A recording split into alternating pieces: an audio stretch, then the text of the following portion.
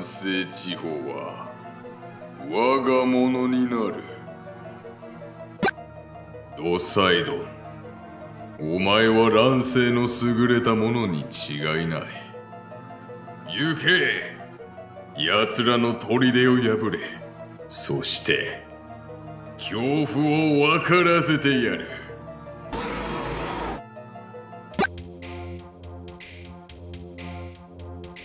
おい、どうしたの？なんでグズグズしてんの？バカ野郎！まったく。ならば明日の天気はお尚だ。さあ、行け！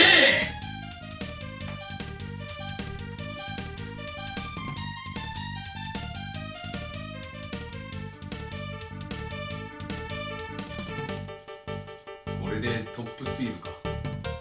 トップスピードだよ、誰？来い、ジャックボ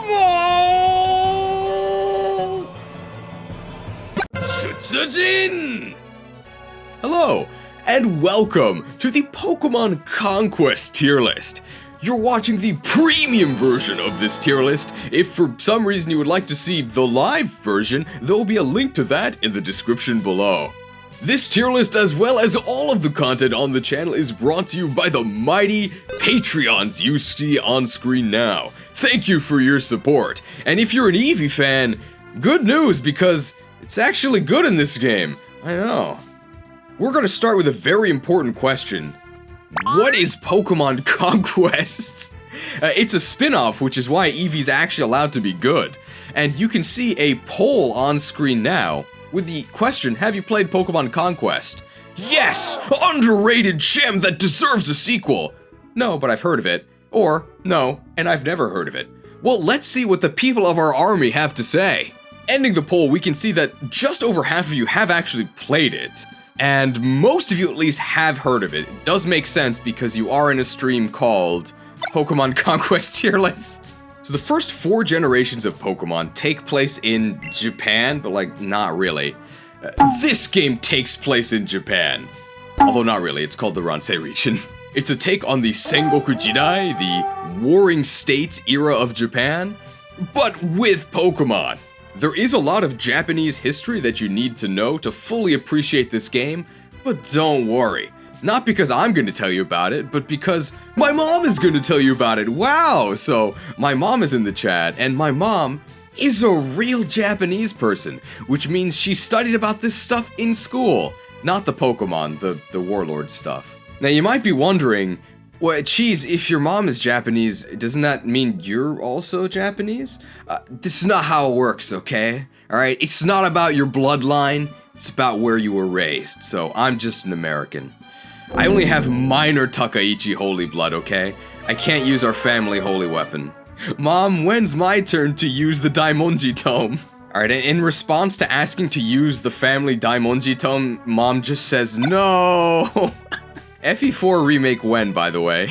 The first thing we should probably do is just give a rundown of the gameplay for the apparently 49% of you who have never played this game. An easy way to describe it is Pokemon X Fire Emblem. It's wrong though, okay? It's not really true. It's Pokemon X Nobunaga's Ambition, which I know means absolutely nothing to 100% of you. Look at this title screen. I mean, this has got to be a good game, right? I don't know if Pokemon Conquest is the best spin-off ever, but it's definitely the coolest, I can say that for sure. That's not even an opinion. I showed my mom the special graphic I made, I'll show you guys later, and all she said was bleh. I guess she knows that Rhyperior's not very good. Welcome to the world map of Pokemon Conquest. It's divided into 17 regions, one for each type. This is a Gen 5 game? So there actually is no fairy type yet. That's actually going to be very important for when we talk about how strong Pokemon are, because, spoilers, dragons are overpowered! Okay, I raised Omar with Spartan method. That's why I play video games on the internet, right? Every Pokemon is linked with a Warlord. You can see here, this is our main character. They're linked with Eevee. Pokemon have only 4 stats, Their range is how far they can move in one turn. This goes from 2 to 4. There is no attack or special attack. It's only one stat, attack. It's how much damage you deal. Defense is how much damage you take. And your speed affects both your accuracy and your chance to dodge. For the first time ever, being a pure type is not the worst thing ever, for a very unfortunate reason. It's because every Pokemon species has only one attack. If that attack is good, you're probably going to be good. If that attack is bad, you're going to be really bad. All Pokemon also have an ability. Most of the abilities are completely different than what they are in the main game, so we'll just have to explain them as we go. Eevee's ability here, Celebrate. What does Celebrate do? If you've played Fire Emblem, it's Gale Force. So yeah, Eevee's pretty good. If you haven't played Fire Emblem, what Celebrate and Gale Force allow you to do is act again after you defeat an enemy. It's ridiculous. It's probably the best ability in the game. It's one of them anyway. Your Warlord also has stats. Their stats don't really matter. Obviously, you would rather have better stats than not, but I'll explain what they do anyway. Welcome to the dubbed version of the tier list, because I totally lied about these stats live. They're actually much more simple than I thought. So your Warlord's power increases your Pokemon's attack, your Warlord's wisdom increases your Pokemon's defense, and your Warlord's charisma makes things cheaper in shops. And it also increases your Pokemon's evade. That's it. A good Pokemon can salvage a bad Warlord. A good Warlord cannot salvage a bad Pokemon. And sometimes, both the Pokemon and the Warlord are bad. Hey! The main thing that the Warlord contributes is this right here, their Warrior Skill. It's just a special ability they can use once per map that does something. The effects are really varied. Sometimes they win you the game, and sometimes they do nothing. Now, there are no levels in this game, but at the very top you can see link percentage. That basically replaces levels. As you fight with your Pokemon, your link percentage increases, and your link percentage also affects your stats. Now, usually, you can't actually reach 100% link with random Pokemon. Each Warlord has a Pokemon they specialize in that they can then reach 100% link with. For the main character, that perfect link is Eevee here, and all of the Eeveelutions. But for Oichi here, her perfect link is Wigglytuff, unfortunately. Raising your link percentage is really important because it is not only how you evolve most of your Pokemon, aside from the Stone Evos, it's also how you evolve your Warlords. Yeah, your Warlords can evolve in this game, and when they evolve, they just change clothes. So, in that sense, I guess I evolve every day. Slugma Grind Set. Maybe we all evolve every day. Now, Warriors don't have to use their perfect links, but it's probably a good idea to do that, since perfect links will help your Warlords evolve, and when your Warlords evolve, they get better stats, and perhaps more importantly, their Warrior ability changes, and sometimes gets a lot better. I'm just going to show you a sample battle here. You have to go and grill fish, otherwise we'll get kicked out of the house? Thanks, Mom. Alright, well, unfortunately, I have slow starts, so I didn't actually get my mom's advice on any of the Warlords. Great streamer. Oh, bye, Mom. So usually Oichi here will tell you about the type of the kingdom you're invading. Ice type is so bad that she doesn't actually have space to tell you about all of their weaknesses. Incredible. You can select up to 6 Warlords to invade with at once. We're gonna select all 6, and then begin our attack. Shutsujin! One thing that I really don't like about this game is that you can't choose where your Pokemon get deployed. So as you'll see here, you just get plopped in random spots.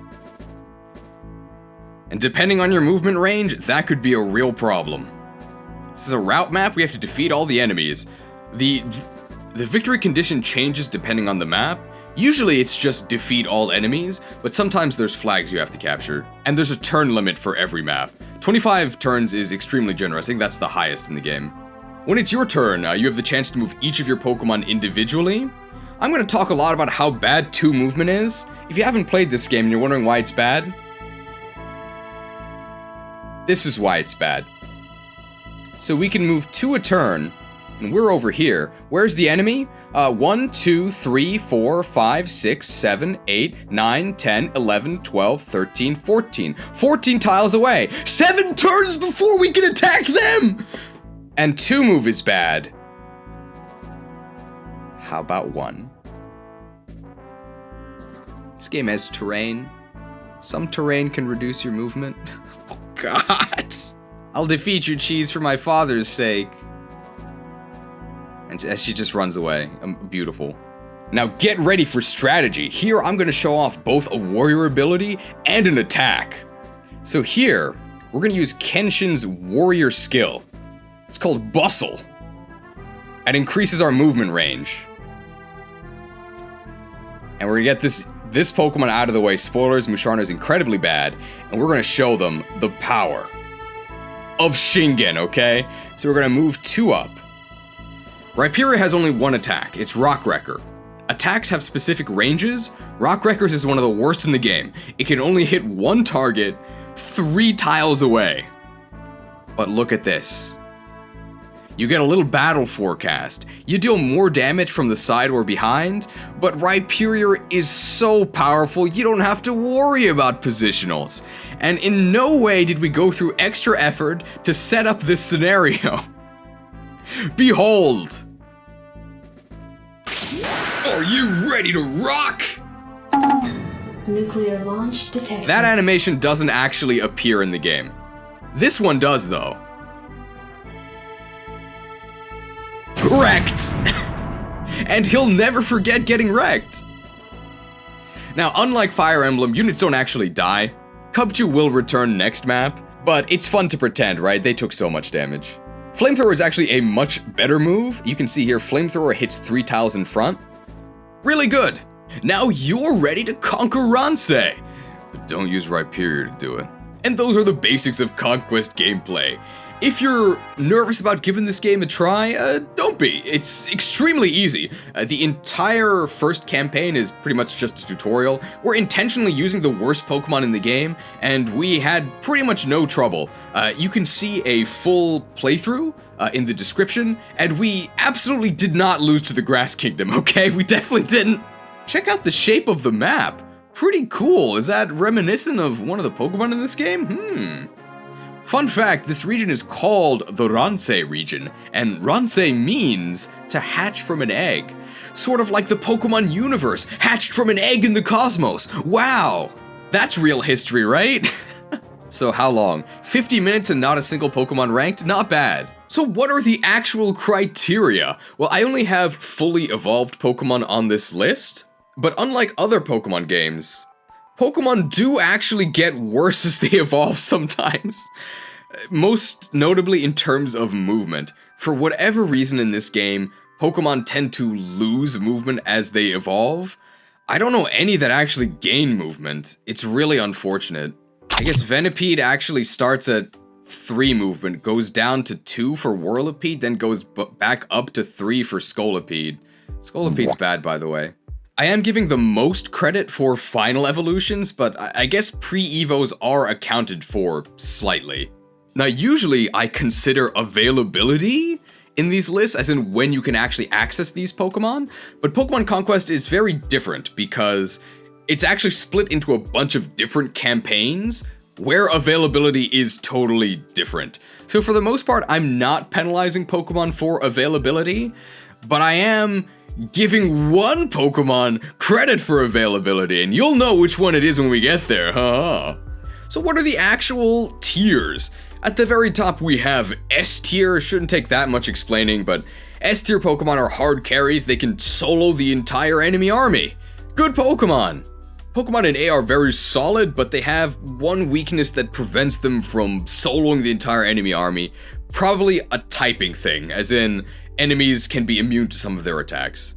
Pokemon in B tier are solid, but maybe have some flaws, such as a lackluster move, or maybe they just don't have the best movement range. Or maybe one of their pre-evolutions is kind of weak. C tier Pokemon are just filler. They're not disastrously bad, but I can't really recommend that you use them. Probably every single poison attacker is going to be capped at C, because poison is just horrible. Normal types too. This tier is in Japanese. It's Ninokuni. So there's a game called Ninokuni. It literally means country of 2. This is where we're going to put every single Pokemon that has 2 movement. 2 movement is atrocious. You could literally be invincible and insta-kill adjacent Pokemon, which basically describes Tyranitar and Groudon, but if you have 2 move, you're awful. I'm not using you. 2-move is so bad. Try playing this game with 2-move Pokemon. Good luck. It's awful. Almost every map has a gimmick that restricts your movement in some way, and when you're restricting a starting movement of 2, it's over, man. 2-move Pokemon are unusable. And somebody mentioned it, maps are also timed, and if you time out, you lose, so that's another reason why movement's really important. Pokemon in the lowest tier, Ransei's finest, are also unusable. They're basically just joke Pokemon that you should never, under any circumstances, use. Unless you're doing a challenge run where the point is to use bad Pokemon. Playthrough in the description. Now these are all the Pokemon. You might be wondering, where are the Warlords? Well, they're right here. Here's our base camp. And how we're actually going to do this is we're going to rank the Warlords, talk about the real-world history behind them, and then rank their perfect links. That'll be the order. And at the very end, we'll do the sad Ronin Pokemon that have no masters, or at least no perfect links that are actually the named Warlords. Now, unfortunately, as per usual, I took forever to actually start ranking these, so my mom left and can't help us. So we're gonna have to rely on Wikiberry. I did read the Wikiberry entries for most of these Warlords, but I'm gonna tell you right now that for a lot of these, it's just like, they were a mighty warrior. So if they're a dude and I don't know anything else to say about them, I'm just gonna say they were a mighty warrior. And if they were a girl, I'm just gonna say they were renowned for their beauty. You can read the Wikiberry articles if you want, almost all of them say that. The men were renowned for their power and the females were renowned for their beauty. Almost every warlord in this game is actually a real person. 1.5 of them are fanfic. The first warlord we're gonna talk about is not actually you, the main character, it's the true main character, Oda Nobunaga. So in English, this game is called Pokemon Conquest, but in Japanese, it's called, Pokemon plus Nobunaga no Yabo. So Pokemon plus Nobunaga's ambition, not even cross, plus. What was Nobunaga's ambition? To conquer Japan. And he's got the stats to do it. This guy is absolutely ridiculous. We could talk about real life Nobunaga first because he's definitely the most important person on this list. If you had to pick one person to represent Japan, you would pick Nobunaga. In fact, I think games like Civilization literally do that. So back in Nobunaga's day, it actually wasn't Japan. It was a bunch of warring states headed by all of these other characters. And Nobunaga was the first one to really get the ball rolling when it came to conquering everyone and eventually creating the nation of Japan. Now, I'm not a historian, I wasn't there, but I don't think he had a Zekrom. If he did, maybe he would have succeeded because, spoilers for world history, he doesn't conquer Japan. Not even close. He dies. How does he die? Oh, we'll talk about that, ooh. Nobunaga in-game is insanely strong. He is easily the best character in the entire game. He literally has the best warlord stats. He has one of the best warlord powers. It's called Ambition. So it grants all of your attacks a 50% flinch chance. That's pretty good. It also lets you act twice. What more do I need to say? You get 2 turns. Ridiculous. What Pokemon does he link with? The best ones in the game. So Nobunaga has numerous perfect links. The first one we're going to talk about is Shiny Rayquaza. Come Rayquaza, black as night. This is the coolest game ever. So Rayquaza has 4 movement, the best in the game, and it's flying movement. All Pokemon that are flying type have flying movement, and Pokemon that have levitate also have flying movement. Flying movement is incredibly good. I bet you've never heard me say that before. You can bypass any and all obstacles. It has a downside that you can't interact with switches that you need to press. It's not a real downside. The main thing that switches do is interact with terrain that you could just skip if you fly anyway. What's Rayquaza's ability? It's Nomad. You get extra damage based on how far you move, and you have the best movement in the game, so you're going to be moving pretty far. What's his attack? It's Dragon Pulse. Hits 3 tiles in front of you. Hits and kills because Rayquaza has great attack. Best Pokemon in the game, and it's the first one we're ranking. Wow. The only downside is that it's pretty hard to get. You have to actually obtain all other legendary Pokemon. But once you do, you can't really lose, because then you get Rayquaza. Starting off strong. Now, until you get Rayquaza, you have to make do with another evolutionary line. The Hydreigon line? Maybe it's Hydreigon. It's also one of the best Pokemon in the game. So it starts as Dino? Maybe it's Dino. It's got Dragon Rage, which does 40 flat damage, which is going to kill absolutely everything early game, which is when you have Dino. Then it evolves into Zweilous? Maybe it's Zweilous. It's got Crunch, which is okay. It has the Celebrate ability, which allows it to act twice if it kills an enemy.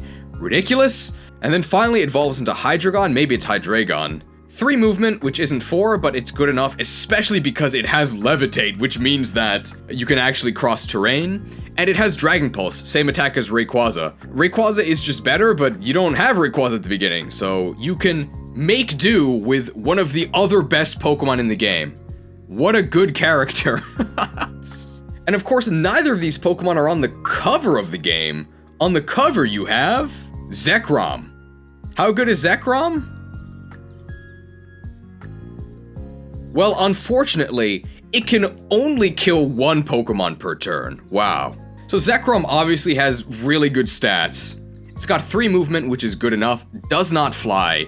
Its attack Bolt Strike deletes 1 enemy that you're next to. Unfortunately, because you can only kill 1 Pokemon at a time, that's only A tier. And also, one thing about this game is that attacking types with immunities are really bad. So you cannot touch ground types at all, which is unfortunate. Any attacking type that has an immunity just gets a massive penalty. And Dragon in this game has no immunities because there are no fairies. Keep in mind, this is back when Game Freak didn't even pretend that Dragon wasn't the best type. If you're a Dragon, you're overpowered. That's why Nobunaga's the Dragon Specialist. They very intentionally made him the best. Now, in terms of modern culture, Nobunaga is still incredibly popular here in Japan. Now, I don't think that people are making shows about, like, George Washington. Maybe they'll make, like, Cherry Tree Chopper Simulator. He can't tell a lie, or tell an interesting story, apparently. He's pretty boring. Nobunaga is everywhere. He's the king of isekai, okay? He's been in every scenario. You can bet he's been a high school student, okay? He gets reborn into every single genre. I'm kinda sick of it. In this case, I guess he's been reborn into a Pokemon game. You might also be the normal person who gets isekai'd into Nobunaga's world. That happens a lot too.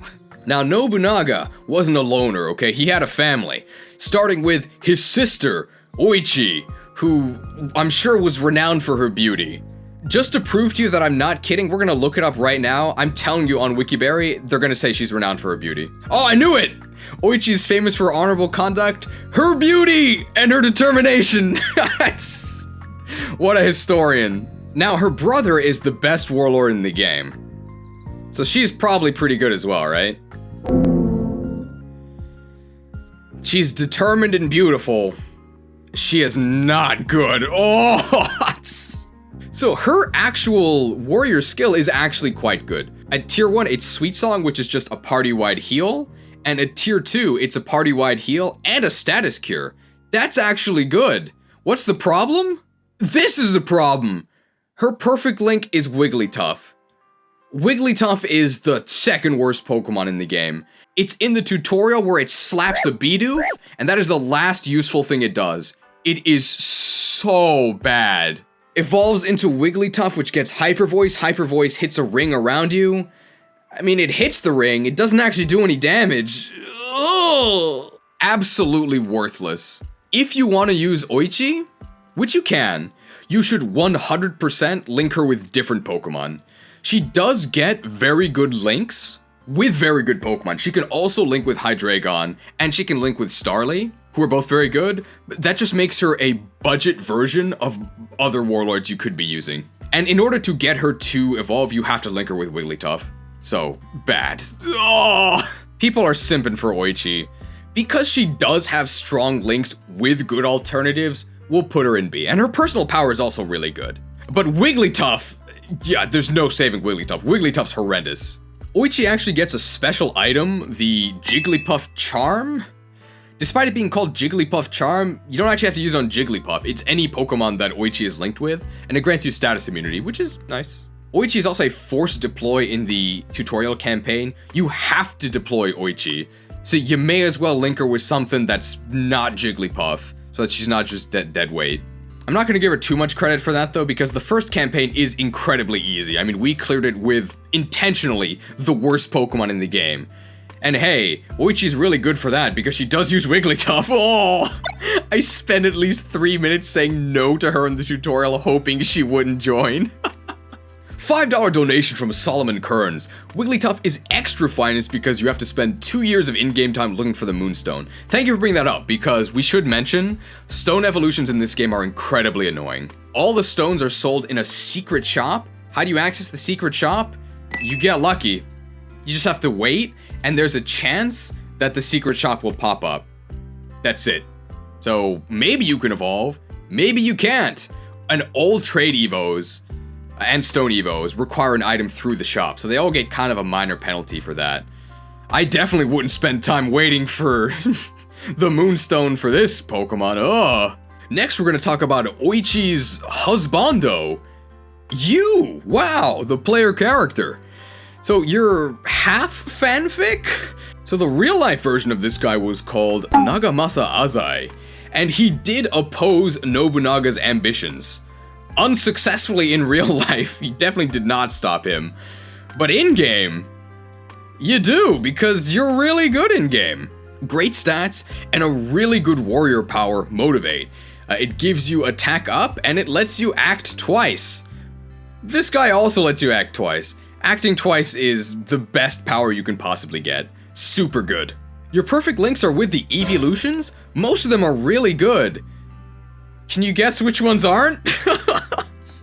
I just mentioned how Pokemon get penalized for being Stone Evos. Eevee is the exception because you actually get an Evolution Stone in the story just for them. All of the Eeveelutions have 4 movement, by the way, which is incredibly good. Vaporeon in the mainline games is like kind of a wall where it stands there and I guess spams Scald.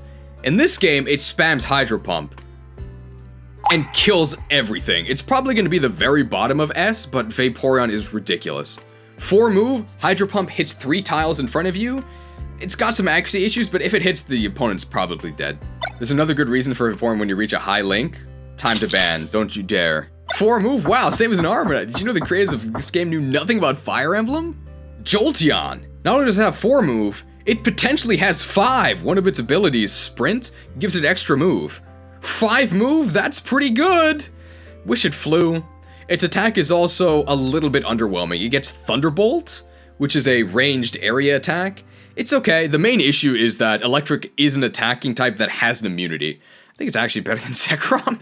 But it's very hard for Pokemon that have an immunity to actually be an S. 2 of its abilities are very good. You could either have Sprint for the extra movement, or Vanguard. Vanguard is a very good ability, where if you're the first one to act in a turn, you get 50% bonus damage, which is huge. The only downside of Vanguard is that there's anti-synergy with other Vanguard Pokemon on your team. Flareon. Well known for being the worst Eeveelution in the main games, mostly due to having terrible moves.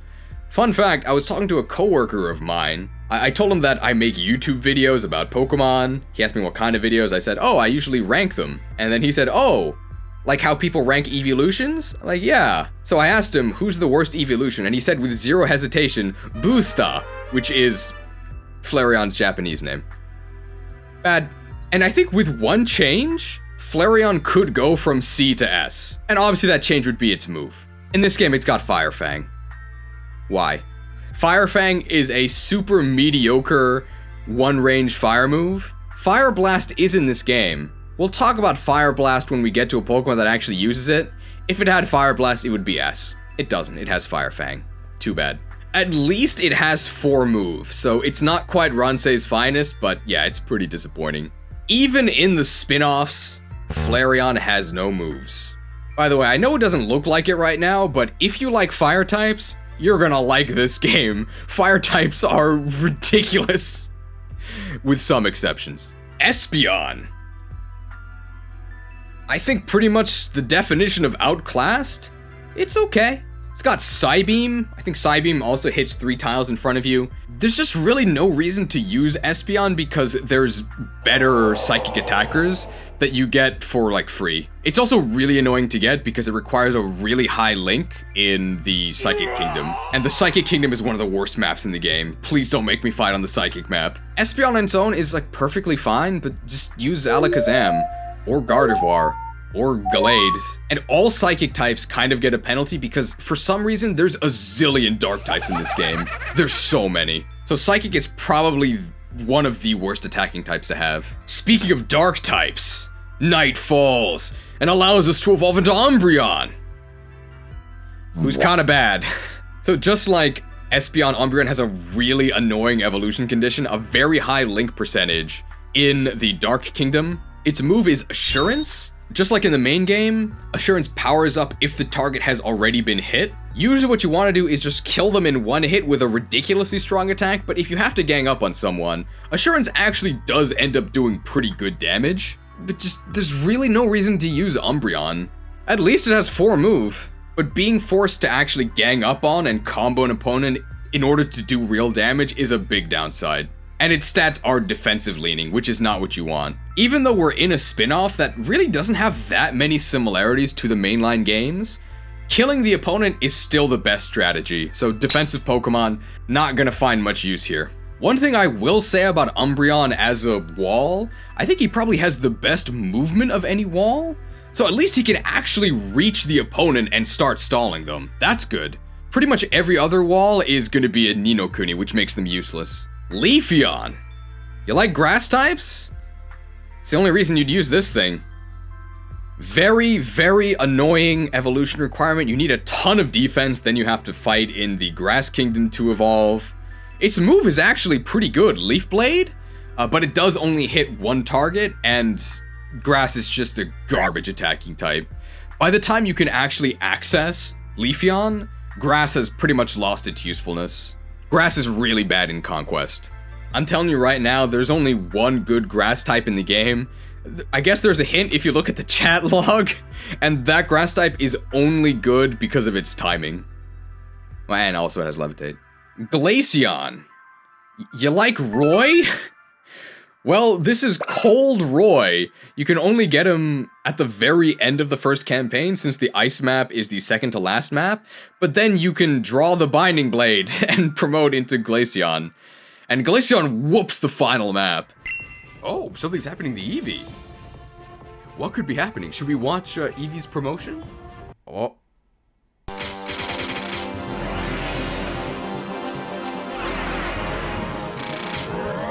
Oh! It is working!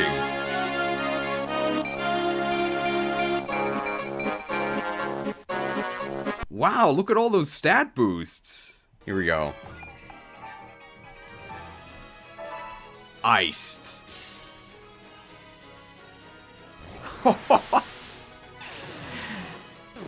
Be careful though, the Binding Blade only has 20 uses. Oh, this is all part of the bigger plan, Big Tropium. Time to get the final blow with the Binding Blade. Easy map. Roy's our boy. Iced. I don't care about my own life, but Dragonaire's is another matter. Don't be so dramatic, okay? Nice final map, iced. Ha, let us retreat. Dragonor Castle is ours. Hey, we beat the game! Glaceon is okay. I think it's actually better than Espeon. Its attack Icy Wind hits 3 tiles in front of it, and reduces their movement range by 1. That's not that useful because in order to wind them, you have to be next to them, and if they're next to you, they can probably hit you anyway, so the movement debuff, I guess, prevents them from attacking your other further away allies. It does hit really hard. I really wish this thing had Ice Beam instead of Icy Wind. Ice Beam is super good. If it had Ice Beam, it might actually be an A. Icy Wind is just a little bit disappointing. It does kill things once you actually get it, but you also have to be careful because it is an Ice type, which means it instantly dies. But hey, 4-move Ice type! Hey, you can do stuff with that. And we made a custom evolution graphic for it. That must mean it's good, right? And of course, before you can use any of these Eeveelutions, you did have to use EV, which as far as normal types go, is alright. It's got 4 move, and it has Celebrate, which is really good. So if you actually knock out the opponent, you get to act twice. Great. But all of the Eeveelutions are better than just base EV. It wouldn't make any sense if you got worse upon evolving, right? Now, the Eeveelutions are not the only Pokemon that the main character has a perfect link with. What's the other Pokemon he has a perfect link with? Pokemon Jesus. Arceus. So as the god of the world, Arceus is pretty good. Very good stats. 4 move. Judgment hits all targets around you, and even though it's a normal type move, you can't be immune to it. You will always deal damage with Judgment. Arceus' ability, Omnipotence, is several other abilities combined. You will sometimes evade attacks because you're God. You regenerate health at the beginning of every turn because you're God. And you also can climb to high places because you're God. I guess considering that you're God, those abilities are kinda lackluster, right? But the final map of the first campaign is basically an interactive cutscene. You can't lose. Arceus just solos the entire enemy army. I think that's all we have to say about the main character's Pokemon. I guess the female MC is also here, so I mean, they're the same. We're just gonna put the female above. Next, we're gonna talk about another super important warlord. So Nobunaga's ambition was to conquer Japan. He didn't quite do it. This guy did though, Hideyoshi. So Hideyoshi is probably the second most important warlord in the game, since he is the guy that actually did unite Japan. I've actually been to his real-life castle. So he was based in Osaka, which is where my family is from. And he's the fire-type trainer. So according to both Avatar: The Last Airbender and Pokemon Conquest, I am a fire-type trainer, okay? It's all connected. I'm not gonna say that his castle in real life is kinda lame, but it's a little lame. If you're expecting, like, a grand palace, it's not that. It's basically evasive terrain. It's like one room on a hill.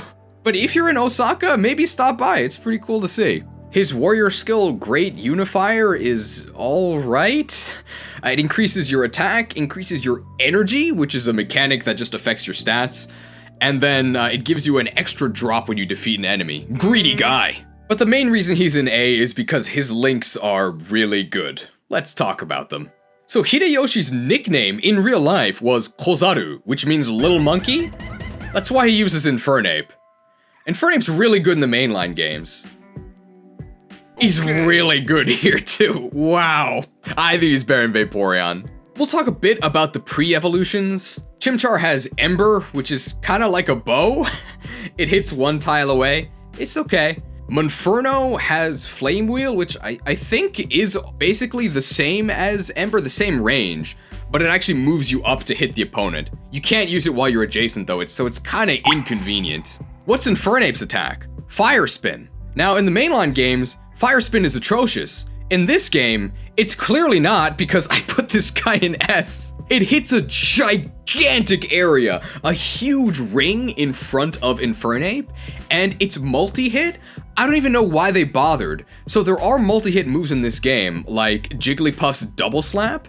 Double Slap hits 2 to 5 times. For some reason, this guy's got loaded dice. Fire Spin hits 4 to 5 times. Why even bother with the randomness? Just make it hit 5 times. But whether you hit 4 or 5 times, you can't lose. It's a ridiculous attack. You can wipe out entire armies with it. The main downside of Fire Spin is that if the first hit misses any of its targets, the attack just stops. I don't know why it works like that. Infernape is definitely the best Fire Spin user because your accuracy in this game is tied to your speed, and Infernape is really fast, so he doesn't have any hit issues. As if that wasn't enough, Infernape also has one of the best abilities in the entire game, which is Conqueror. This game is called Conquest. So how does Conqueror work? You like Moxie? Conqueror is super Moxie.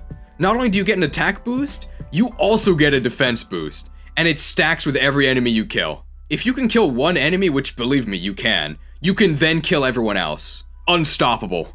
Only downsides are it has only 3 move and it doesn't fly. That's it. Moxie's also in this game, by the way, but Conqueror is way better. Despite being a fire type, it snowballs. I wish you could see the full message, but you can't because mobile gaming TikTok hell has infested YouTube, and now there's this stupid heart I can't get rid of. YouTube, please get rid of this. Now, Infernape is not Hideyoshi's only perfect link. Hideyoshi is sort of the counterpart to Nobunaga. What's the counterpart to Zekrom? It's Reshiram. So Hideyoshi is the perfect link for Reshiram. You like fire types? Wow! So Zekrom can delete one Pokemon that is adjacent to them, assuming they are not actually a ground type or somehow immune to electric. Reshiram deletes an entire plus-shaped formation. What if they're immune to fire because of flash fire? It doesn't matter. 420 Turbo Blazed, you die anyway. You resist it? That's not enough. Goodbye. Shoutouts to theming here, because Nobunaga has the Pokemon of dreams, because his dream was to unite the nation, and Hideyoshi has the Pokemon of truth, because he actually does unite the nation. I think the main downside of Reshiram is that you can't actually get it in the vanilla game, you need a password. If only there was some sort of link between all of us that allowed us to share information and obtain the password. We should mention that both Hideyoshi and Nobunaga get mustaches when they promote, so that's very important. Makes them way better. After Hideyoshi, let's talk about Hideyoshi's waifu. It's Nene. Nene was Hideyoshi's wife. In this game, she's a ninja for some reason. Was she renowned for her beauty?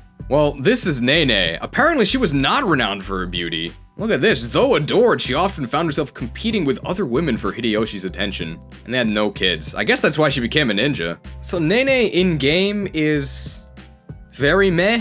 Her special skill, Nene Nimpo, basically makes you invincible for 1 turn and lets you dodge all attacks for 1 turn, which I do think is actually useful with the way that you use her perfect link.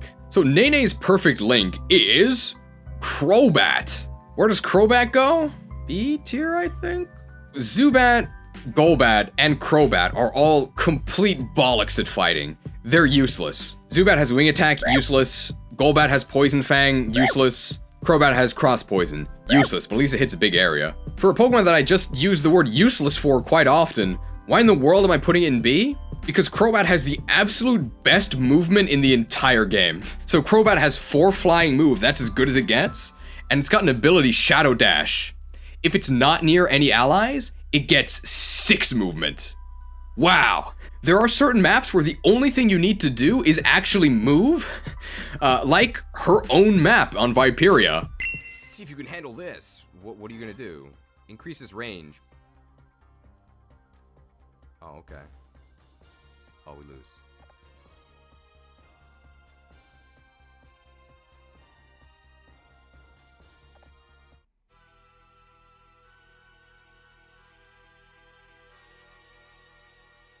Zubat baited. Zoo baited. Just capture the flags. See ya! Just go get them. It's also incredibly good on defend maps. Sometimes enemies invade your kingdom and you have to defend. All you have to do to win, you don't have to defeat the enemy, you just have to survive. When you have 6 movement, you can just run away. Nobody's ever gonna catch you, so she auto-wins defend maps. That, I think, is pretty useful. So even though Crobat is kinda useless at actually attacking, you can instantly win capture maps, nobody can catch you, and you are invincible on defend maps because you can just run away. And if they ever catch you, you can just Nene Nimpo, and they can't hit you for 1 turn. We'll also mention it now because it's the first time we're talking about solo Pokemon. There's an item called Guardian Charm, which is really good. So what Guardian Charm does is if you are the last Pokemon alive on your team, you get a massive buff to your stats and you also get +2 movement. You can be the last Pokemon on your team. You can also just be the only Pokemon on your team. Just deploy solo and you get the massive Guardian Charm boost. Now, any Pokemon can use the Guardian Charm, but some Pokemon are better at using it than others. Crobat's pretty good at it. Movement is capped at 6. You don't actually get extra movement on Crobat from the Guardian Charm. Womp womp. Only 6 movement, oh no. Best staller in the game, and it's important to keep in mind that stalling doesn't actually involve getting hit, which is going to be important when we talk about actual defensive Pokemon later. See ya! With 6 movement, you might even be able to move above Espeon. Wow. Purple. So Hideyoshi had 2 strategists. We're gonna talk about them now. His tacticians, and tactician is a good class, so they must both be pretty good. Hanbei and Kanbei. Hanbei, lazy bones. He's okay. It's probably better than Nene. So his warlord power is like super defensive. It just stops all status stuff. And his links are okay. So Hanbei starts with Mareep, which is not his perfect link. How good is the Mareep line? It's among the finest in the game. Oh no! So Mareep itself is horrible. It's just got terrible stats, and then Thundershock is like an archer, hits 1 tile away. It's not the worst thing ever, but it's pretty bad. Then you get to Flaffy, which has Discharge. Discharge is actually pretty good. It hits everything around you, can paralyze. You can probably guess because it's in the finest. Ampharos is terrible. It is completely killed by its attack. Thunder is one of the worst moves in the entire game. It is so bad. It hits 1 tile 3 away. There's tons of maps where you can never even use this because it's so cramped that you can't actually position to zap. Even if you can theoretically hit your opponent with Thunder, good luck, because remember, your accuracy is tied to your speed, and this dude he's got lazy bones. He is slow. You are never hitting Thunder on anything. Unusable attack. That's why it's in Ransei's finest. Does it get better with Hanbei's perfect link Raichu? Yeah, it does. By quite a lot. Ew. Zappy! So Pichu is complete garbage. It's got Thundershock, hits 1 tile away. The Pikachu is actually pretty okay. It's got Thunderbolt, same attack as Jolteon. So it hits 3 tiles, 1 space away. Volt Tackle tears it up. It does huge damage. Hits in an AoE, and it does have a downside. The next turn after you use Volt Tackle, your defense is reduced, and your movement range is also reduced to 1. But it is actually worth the downside. Volt Tackle does huge deeps. You don't have a light ball, but enemies are going to be seeing stars, okay? The main things keeping Raichu down are the fact that Pichu's just god-awful, and also Electric is not the best attacking type. But Raichu in this game, not too shabby. Better than the mainline games. Raichu's ability can also help mitigate the defense drop. It has Instinct, which means that if you get attacked, there's a chance that you dodge. It's not reliable, but it's a good backup plan. It's better than nothing. It's apparently a 1/8 chance to dodge. That's pretty good. Ideally, nothing attacks you because you killed them with Volt Tackle, right? That's strategy. Hideyoshi's other tactician is this guy, Kanbei.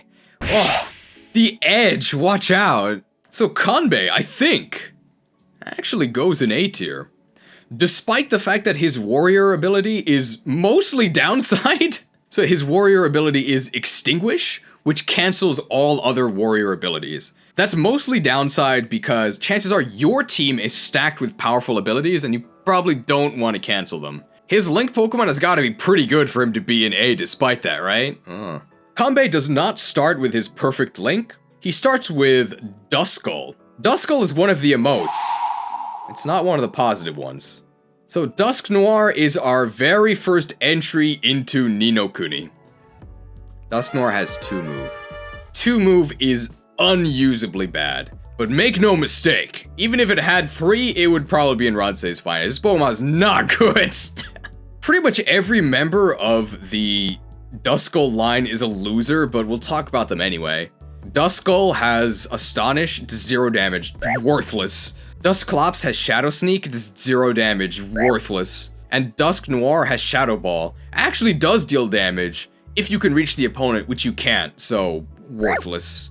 Shadow Ball can also only be used from 1 space away, which has anti-synergy with one of the only useful things about Dusk Noir, which is its ability Black Hole. With Black Hole, if you are adjacent to the enemy, then they cannot move. You root them in place, but you're not going to be adjacent to the enemy because 1, you can't reach them because you're in Ni no Kuni, and 2, you're not going to be adjacent to them anyway because you're using Shadow Ball, which requires you to be 1 space away. Horrible Pokemon, why? Yet another game where Dusclops is actually better than its final evolution. Sad. Also a really annoying evolution because you need the secret shop for the Reaper Cloth. If you're gonna use the Duskull line for some reason, you should probably just leave them at Dusclops so that you have 3 move, and that you can actually attack the Pokemon that you're adjacent to and holding down with Black Hole. Ugh. There's really no reason to use the Duskull line though, because it's not even his perfect link. His perfect link is the Litwick line. Is the Litwick line good? Yeah, it's really good. So Litwick and Lampent are kinda suspicious. They're not bad. Litwick has Ember, 1 space away, whatever. Lampent has Flame Burst, which sort of hits 5 tiles. The only tile that actually takes damage is the central tile, but 4 corner tiles also take like chip damage. The reason why this guy's an S is the same reason that Infernape is an S. Chandelure gets Fire Spin. Once you get to Chandelure, it is over. What makes Chandelure different from Infernape? They both have 3 move. Infernape has less accuracy issues because Infernape is much faster, but Chandelure is stronger. Chandelure is also a Ghost type, and Ghost types all get a special bonus in this game. If you've played Fire Emblem, Ghost types have Pass. It just means that you can phase through enemy units, you don't actually have to walk around them, which is a nice bonus, but I'd rather just not miss. I also think that Infernape is on a better Warlord, and also I think Chimchar and Monferno are a bit better than Litwick and Lampent. One really nice thing about Chandelure, now defenses don't matter if you kill the opponent, but Chandelure does have 3 immunities. Normal immunity, fighting immunity, and a fire immunity through Flash Fire. So there's a huge portion of Pokemon that just cannot even touch you. So you can be extra reckless with Chandelure by just ignoring a ton of Pokemon. Alright, next we're going to talk about these 3 whose names I really can't remember, but they're all vaguely related to Hideyoshi, which applies to pretty much everyone. I'm sure they were all renowned for their prowess in battle, right? We'll start with Mitsunari, probably a high B. His power's okay. It gives you plus speed and perfect accuracy, but then some of that plus speed is kind of lost because speed is your accuracy. The speed basically just increases your evasion. Mitsunari starts with Scizor. That's a pretty good Pokemon. So Scizor in this game has X-Scissor, very fitting. Hits a pretty big area. The worst part about Scizor is that X-Scissor's a bug-type move. Ugh. It's pretty much the best bug-type attack in the entire game, and it's gonna be like bottom of B. Pretty unfortunate. At least there's a lot of dark types, that's something, and nothing's immune to bug. Evolving Scyther into Scizor is also really annoying, so it's nice that you actually start with Scizor. Scizor's also not a casual, okay? It's got the parry skill, which can just negate some close range attacks. That's nice. We can put Scizor above, like, Crobat, I guess. He's really cool. This list only has fully evolved Pokemon, so it doesn't actually include Scyther. But Scyther and Scizor actually have the same base stat total. Interesting. So we actually are going to talk about Scyther. So Scyther has 3 flying movement, that's pretty good. It's also got really good stats. It has maybe one of the worst attacks in the entire game in the form of Fury Cutter. What were they thinking? Fury Cutter is so bad that I think Scyther is actually a Ransei's finest Pokemon. There are ways you can play around the atrocity that is Fury Cutter. The way Fury Cutter works is that you have to actually build it up by attacking. How can you build it up? Well, you can attack trees. I guess it's super effective against grass, so that makes sense. The other thing you can do is attack your teammates. I love attacking my teammates to eventually be able to deal mediocre bug-type damage to the opponent. Horrendous. But if you're playing for memes, then yeah, Fury Cutter's pretty good because you can keep building it up until it does ludicrous damage. Or you could use any one of these Pokemon and win in one attack. How about that? And Mitsunari, he might be the edgiest guy in the game, because not only does he have Scizor and Scyther who are slicing, his perfect link is Bisharp. Sharp in the name. You like Night Slash? It's pretty good. I think Bisharp is just a solid Pokemon. Night Slash hits 3 tiles in front of you, high crit rate. It's got good attack. Dark Steel is pretty good typing, mostly the steel part because you resist everything. You have Parry, so he's not a casual, he can stop close range attacks sometimes. Mighty Blow will kill him for sure, right? Imagine he parries, there's no way he parries, right? Oh, look at this. How can he parry? We're behind him, bro, right? Take this, Fire Fang.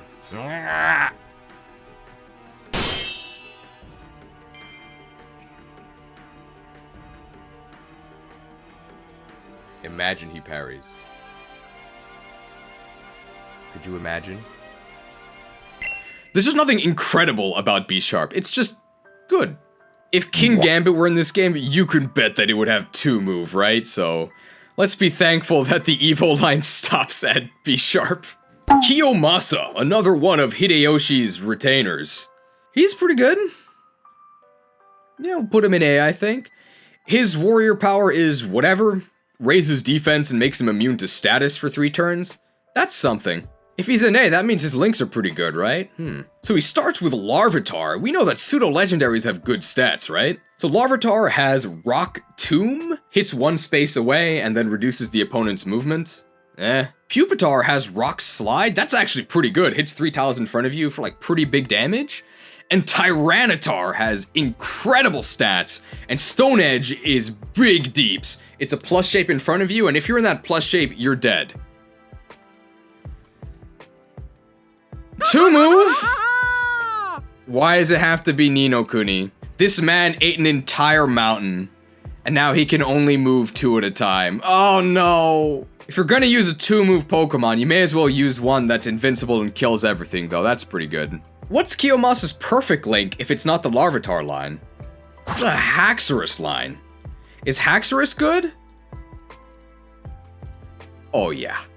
Oh yeah. Axew has Dragon Rage, which is super good early game, 40 set damage. Say goodbye to your opponent. Fracture has Dragon Claw, very strong, so you can kill 1 adjacent opponent. What attack does Haxorus have? The one that it's best known for in the games, Outrage. This is a Gen 5 game, so it plays exactly like the mainline series. If you're next to Haxorus, you're dead. So Outrage is a multi-hit move that has full power. It is, I think, the closest thing this game has to an insta-kill button. There is no way you are surviving Outrage, but it does have a pretty severe downside, which is that you can't move next turn. But yeah, that downside is definitely worth it to kill your opponent. So Haxorus has 3 abilities. It has Mold Breaker, which doesn't really do anything. It has Pride, which is super guts, in case you get status, and has Tenacity, which is a very strange name. What Tenacity does is it flinches enemies if they attack you. There's a chance. I don't really know why that's called Tenacity. Masanori, the final of Hideyoshi's lieutenants here. Our very first joke character is not good at all, but his role is not to be good, his role is to be funny, and he is pretty funny. So his skill is Sacrifice. Micaiah had great Sacrifice. Well, this one's not great. It gives you 2 extra movement range and +2 attack, which is actually great. It also reduces your HP to 1, which means you're gonna die. And you can probably guess by his poor placement that his links are also not good. Masanori starts with Scorpy, who has Poison Jab, and then evolves into Drapion, who's got Cross Poison. Poison sucks. But it does get worse in terms of poison types, so he at least gets to be the bottom of C, and hey, Cross Poison's got a good AoE, right? And he gets Vanguard, that's a good ability. If you move first in the turn, you do big damage. As big as you can do with a poison attack. Masanori's perfect link is actually the Krookodile line, and I think he has my favorite, like, warrior design. He really looks like a crocodile. Krookodile is one of the best Pokemon ever in-game because of its Moxie ability and its amazing dual stab. This is a fanfic spin-off game, right? Not good. Not good. Sandile is pathetic with Mud Slap. Krokorok is not much better with just Bite. And Krookodile is not much better than not much better with just Crunch. Hits 1 target for, like, okay damage. And there's tons of better dark types you can use. Like, I don't know, man. This guy's real suspicious. He's not Ronsei's finest bad, but, like, just really, really underwhelming. I wish this thing had Earthquake. That would be way better. Although Moxie is in this game, it's just budget Conqueror, because Moxie does give you an attack boost, but the attack boost only lasts for 1 turn. You're not really getting much done with that. Conqueror lasts the entire game. If you want to break the game with Krookodile, just play any mainline game that features Krookodile. Both of these Pokemon are also held down because Masanori himself is just garbage. Let's talk about Masamune. He's got a sick helmet, It's got one of the coolest designs, not because of what he has, but because of what he doesn't have. He's missing an eye. His warrior power is one of the best in the entire game, but I'm gonna put him in B. His link must be real bad. His warrior power is super good. It's called One-Eyed Dragon. It gives him and adjacent warlords 3 extra movement for 3 turns. Amazing. What's the downside? The downside is that his perfect link is Braviary. So Braviary's got okay stats. It's also got 4 flying movement, which is as good as it gets. Wow. What's wrong with Braviary? Skydrop. Skydrop is so bad. I mean, I hesitate to put it in the finest just because with 4 flying movement, you can do something, right? You can just go like catch flags. Good lord, Skydrop is horrible. So he's not in Ni no Kuni because he has more than 2 move, but Skydrop is a 2-turn move. Oh no. On the first turn, you pick up the opponent, and on the second turn, you drop them. It does okay damage. The issue is that you would do more damage with pretty much any other move that actually just hits twice. And also, you cannot even touch flying Pokemon, which are some of the strongest Pokemon in the game. So in a way, Skydrop has the worst coverage ever. Immunity is so bad. You're also on a time limit on every map, so spending 2 turns is just yikes. We're gonna Skydrop him down. Like, oh my god, Skydrop is so bad. Like, although he has 4 flying movement theoretically, it's really 2, right? Because you can only move every other turn. Masamune is basically a warrior power bot, but at least his warrior power is really good, right? Another thing we can mention about Masamune is that apparently he was really short. So his defining traits are cool helmet, cool eye patch, really short. I'm sure that'll let you pass your Japanese history exam. Renowned for his shortness. Next, we're going to talk about Magoichi, because in this game, he appears with Masamune, although in real life, apparently they had no relation, so I'm guessing Magoichi was just a wandering mercenary renowned for his strength. He has a very unique warrior power. It's not very good, but it is very unique. This guy plays waifu wars. The more females that are in the nation with you, the bigger the boost he gets. It's actually a very big boost. I think if you have 5 other girls in the nation with you, you deal quadruple damage for 1 attack. You're probably not doing full-scale invasions with the waifu army. You're probably doing solo invasions with Guardian Charm, so it's very difficult to actually use his power. We're actually going to talk about Magoichi's perfect link first, even though he doesn't start with it. So his perfect link is Sceptile. It's really fast, so it never misses. And Leaf Storm does a lot of damage. Once. It's a grass move.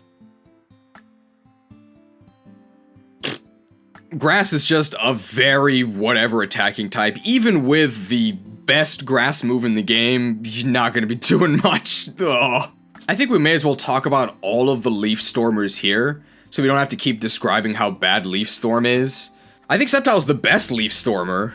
Sceptile only has 3 base movement, but it can get the sprint abilities. That gives it 4 movement. Hey, wish it could fly though. Wish it wasn't a grass type. Wish it was a different Pokemon, basically. Simisage also gets Leaf Storm. I think Simisage is actually finest. Like, why would you ever use this thing? We gotta talk about, what's this dude's name? Motonari, right? Motonari. Everybody's name starts with M, by the way. Bro, look how many people's names start with M. Magoichi, Masamune, Masanori, Mitsuhide, Mitsunari, Motochika, Motonari, Muneshige. Rated M. Since we're talking about all the Leaf Stormers, we're also going to talk about this guy, Motonari. I'm sure he was renowned for his strength in real life. Definitely not in this game. Ugh, I do not like him at all. His warrior power, strategist, blocks crits on your team, and then gives everyone +1 speed, so that gives you more accuracy and evasion. You're never gonna know if getting a crit block saved you, but I mean, it might at some point. I'm sorry, I was historically inaccurate. This guy was not renowned for his strength, he was renowned for his strategy, which he can do from the bench, so at least he can still contribute. His perfect link is Serperior. Snivy is the worst starter of all time. I do actually think it's worse than Chikorita. Sometime in 2050 when I actually make the Gen 5 starter video. We'll talk about that. It's worse than Pansage. Can you believe that? Pansage actually has more attack. If Contrary was actually in this game, it would be way better, but Serperior is just a Pokemon that can use a very mediocre attacking move at max effectiveness every other turn. Very bad. I could go into more detail about, like, what, Trico Grovyle, a Snivy Servine, and Pansage. They're all bad, all for the same reason. Grass just sucks at attacking, and attacking is what you want to do in this game. Grass is ass, guys. Having just said how bad Grass is, let's talk about the most interesting part of Magoichi, which is not his perfect link. It's the Pokemon he starts with. So Carnivine is a Pokemon that is extremely bad in the main series game. It's got pretty much everything that makes a Pokemon bad. It's a pure type. That type is Grass, which is horrendous. It's got a poor base stat total, and the distribution of that stat total is horrendous. It is a slow, bulky, mixed attacker. Pretty much everything about mainline Carnivine is just tailor-made to be bad. This is a spin-off game. Are you ready? Welcome to Pokemon Conquest, baby! Carnivine in A, what is going on? So Carnivine is in A for one very specific reason. His timing. This guy is the Jungle Jagan. You can people look how many Carnivine fans are in the chat. People love Carnivine. So I should explain what I mean by Jungle Jagan. So the jungle part is just because he's a grass type. Jagan is actually a character's name. So Jagan is a character from the very first Fire Emblem game. He's one of Marth's veteran knights. He's a veteran, so he's very old. And the thing about Jagan is he joins you at the very start of the game, and he's insanely strong. He can, like, solo the enemy army, but he's old. So although his stats are very good at the beginning, enemies and your other allies are gonna get much stronger than Jagan as the game goes on. So he's sort of the ultimate babysitter. And that's what Carnivine is in this game. He is an early game carry until your other, eventually better Pokemon can start taking off. One of the things that makes human Jagan so good is his mobility. He's on a mounted horse class called the Paladin. Well, Carnivine, he's a Saladin, okay? He's got Levitate. Levitate is super good, it just gives you flying movement, and although Jungle Jagan only has 3 flying movement is enough. All you have to do is watch our Let's Play. You can see Jungle Jagan tears it up. Not for the whole game. Once he starts to fall behind, your other Pokemon are ready to take over. It's time. Are you ready? Are you ready? If only there was a Jungle Jagan. This is gonna be a slaughter. Oh my, look at Jungle Jagan. Look at this. 145 damage. Vine Whip! Jungle Jagan! Whoa, you're just too impressive. I gotta surrender. This guy's never seen a Carnivine before. Oh, here we go. He doesn't know. He doesn't know about the Jagan jump scare. What about this? Take this! Jungle Jagan jump scare. He was waiting. Critical hit! Destroyed! Curses! Use him when he's good, and then drop him when he's not. Although even if you drop him, he doesn't fall because he's got Levitate. Can anything stop this guy? A lot of things can, because he is a grass type. Now here's a secret. Human Jagan never actually falls off, because although he's old and his body is failing him, he's got a lifetime of experience on the battlefield, so he can use really powerful weapons. So although Jagan himself is like this frail old dude, he's got the Silver Lance, so he can still kill you. That is Jungle Jagan's main weakness. Jungle Jagan is stuck wielding the Vine Whip, which is fine early game, but it really starts to struggle late game. It is just not strong enough. If only he could equip the Rain Leaf. Maybe it's Regileaf. Okay, it turns out it's actually Regileaf! Whoa! So how to use Jungle Jagan? As soon as you get to Greenleaf, just recruit a generic warrior that has a Carnivine. And then congratulations, you cannot lose up until about, like, Viperia. And maybe at that point you should swap out Jungle Jagan for someone else. Here's a fun fact. The generic warrior we had that linked with Carnivine starts with Carnivine, so he's the Jungle Jagan, but his perfect link is actually Gyarados. So he starts with Jagan, but his true potential is with the trainee unit. I will say that unlike actual trainees, Gyarados is actually good. One of the big downsides of Carnivine is that in order to recruit Carnivine, you have to first defeat Carnivine, which is difficult because he's so much stronger than the rest of your army. However, you're in luck, because I found a YouTube tutorial that walks you through exactly how to counter the Jungle Jagan and add him to your squad.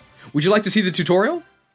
What's up YouTube, it's your boy Imported Sleaze coming at you with another no-nonsense, simple and clean guide for how to defeat Carnivine in Pokemon Conquest Warriors Fate Twice for the Nintendo DS. Before we get into the video, I want to remind you all to like and subscribe. You guys keep the channel alive and help me bring you amazing, straightforward tutorials like this one. Without any further ado, let's jump right into our sponsor for this video, the mighty Patreons. Each and every name you see on screen right now helps keep me in business and helps make sure that I can trim the fat from the content and bring you only the information you need to hear when you need to hear it. With all of that out of the way, let's dive right into the cheese question of the day. Have you played Pokemon Conquest? If you're watching this video, I'm assuming you have, but my mom taught me never to assume, and mama didn't raise no fool, you know what I'm saying? Let me know in the comments below. I do read every comment, and everyone who comments is automatically entered into a special giveaway. Guys, you don't want to miss this chance. Stay tuned for more details. With all that out of the way, let's get into the tutorial for how to defeat Carnivine in Pokemon Conquest Warriors Fate Twice for the Nintendo DS. Carnivine is an early game mini-boss that can be quite challenging. I personally beat it on my 15th attempt after I gave the controller to my friend. You can use any warrior, but I'm using the default bug catcher. Carnivine has only 2 attacks. If he goes for Vine Whip, just use Protect to prevent damage and build Stagger on Carnivine. If you see the grass symbol, that means he's going to use Power Whip. You cannot protect against this, but you can counter using Detect and the spring-loaded net upgrade. And that's it! Once you stagger the boss, you can catch him guaranteed and add him to your roster. Please remember to like the video if you liked it, share it with any of your friends who may be struggling with this mini-boss, and I lied about the giveaway earlier, sorry. Well, there you go. Easy guide, with no fluff, on how to defeat and capture the Jungle Jagan. In other games, if I saw Carnivine 3 tiers above T-Tar, I'd think I was delusional. Welcome to Conquest. We've done fire, we've done grass, so let's do the last starter type, water with Motochika. One of the warlords where his tier 1 skill is actually better, so his tier 1 skill is Rally, which increases attack for you and all your allies. But his tier 2 one, it says it gives you crits and accuracy, but it doesn't give you accuracy, so the accuracy is inaccurate. What? He's alright. He's definitely one of the most deviant art designs in this game. Put on a shirt, bro. Maybe he's going swimming. He does use water types. So Motochika's perfect link is the greatest travesty in Gen 5, Samurott. Everyone complains about quadrupedal Pokemon becoming bipedal. The worst of all was this! Bipedal becoming quadrupedal. At least it's pretty good. So Samurott's got Aqua Tail, hits 3 in front of you with decent power. The main reason he's an A is because he's got Conqueror. Conqueror is a super good ability. It's Super Moxie! Unfortunately, Samurott is almost entirely outclassed by Gyarados. You should just use Gyarados, but that doesn't mean Samurott itself is bad. Let's learn a bit more about the history of the real-life Motochika. He was the ruling warlord of Shikoku, controlling the island which was one of the last parts of Japan to fall to Hideyoshi. That's why he always talks about rebellion. Makes sense, because he is the water-type trainer, so he would be able to hold out against the fire-type. I guess you could say he was renowned for his strength. Shingen and Kenshin. I actually do have a lot to say about these guys, aside from them being renowned for their strength, which they were, of course. You have to talk about these guys together, because they are a pair. The most famous thing about these guys is that they were rivals to the bitter end. Just like Nobunaga, these guys are in every piece of Japanese media ever. I guarantee you have seen them before, even if they weren't named Shingen and Kenshin. Pretty much any opposing rivals in Japanese media are gonna have some sort of allusion to these guys. We'll talk about Kenshin first, because I actually have less to say about him. So Kenshin was a warrior monk, that's why he's got this funny little hat. I guess he has really fast posture recovery and is one of the most obnoxious bosses in Sekiro. Ugh! Kenshin is really good. He's got a really good warrior power. It gives your entire team attack up and extra movement. Amazing. One of the best things about Kenshin in-game is that unlike Kenshin Impact, there's no gacha. You cannot really lose with Kenshin because he starts with an amazing Pokemon. Gallade. There you go. Gallade is one of the most just solid Pokemon in the game. 3 move, Psycho Cut hits 2 tiles in front of you for pretty good damage. You've got Conqueror, great ability. The main issue is that Psychic is a very suspicious attacking type because there are so many dark types. But if you're not facing a dark type, you can cut him down. Now, Gallade's pretty good, but there's some times when Psycho Cut's not cutting it, right? Maybe you didn't use your Whetstone, you're not sharp enough. Sharpness isn't in this game. You could use Kenshin's other perfect link. Mewtwo? I don't know how he got to feudal Japan, but Mewtwo's here. If you're not a dark type, you're dead. Good Pokemon. I don't even know what else to say. It's Mewtwo, right? If you're not immune to Psychic, you cannot survive an attack from Mewtwo. We will actually elaborate on how good Mewtwo is. It has 4 move, wish it could fly, but I'm not complaining about 4 move. It also has Life Force, which means that it heals every turn, so good luck actually killing this thing. Genetically engineered to be unstoppable, except against dark types. Shingen! This is actually one of the warlords I have the most personal connection to. Personal as in, like 500 years removed, I did something for his hometown. That's okay. So his base of operations is Yamanashi Prefecture. Yamanashi sounds like no mountains, which is pretty ironic because it's where Mount Fuji is. Back in my previous life, when I did work for a Japanese TV company, one of the things we did was helping set up and film a festival celebrating this guy. It was a really fun festival. I know we make fun of weebs and fake samurai all the time. This is not a weeb festival. This is legit the world's largest samurai parade. That's what they say on the website. It's really cool. It's a bunch of people in full real samurai armor marching through the streets. It's awesome. If you're in the area during the springtime, which is when the festival happens, you gotta go there. It's actually incredible. In modern depictions on the official website, he's a dog. It's very cute. Much cuter than he appears in this game. One of the things he's most well known for is his war cry, Furin Kazan. It's 4 characters. It's wind, forest, fire, mountains. I believe it's meant to be swift as wind, silent as forest, fierce as fire. I don't know what the mountain's supposed to be. I'm guessing immovable as the mountain. I hope that doesn't mean 2 move. That might be foreshadowing. If you've ever played Smash Brothers, there is a Street Fighter stage. I guess it would have made more sense to ask if you ever played Street Fighter. But on Ryu and Ken's Street Fighter stage in Smash Brothers, there's a sign and it says Furin Kazan on that. It's very famous. Fun fact about Shingen's name. So the actual Shingen's name has nothing to do with the ground. But Shingen is a homonym for the Japanese word for epicenter, like epicenter of an earthquake. And that's why he's a ground type trainer. Cool. Shingen's personal stats and his warrior skill are both really good. His warrior skill is just a party-wide attack and defense buff. Can't go wrong with that. How can you go wrong though? With all of his links. Oh no! Well, we know who won this rivalry. So Shingen's first perfect link is Rhyperior. Rhyperior has really good attack. It's got really good defense. It's got terrible speed, and worse than that, it's got 2 moves. Best thing I can say about Rhyperior, it is so bad that it is really funny to use. So on top of having 2 move, Rock Wrecker has gotta be one of the worst moves in the entire game. You know how bad Thunder is? It can only hit 1 tile 2 away? That's what Rock Wrecker is, except it also has Recharge! Now, the recharge is not actually as bad as it is in the main games, because you can move during your recharge turn. You can move 2 tiles, because you have 2 move. Oh my god. For those that are saying Rock Wrecker and 2 move are not that bad, I dare you to play this game and try and use Rock Wrecker. It does not get worse than a Pokemon with a move that requires precise positioning without the ability to position because you have 2 move.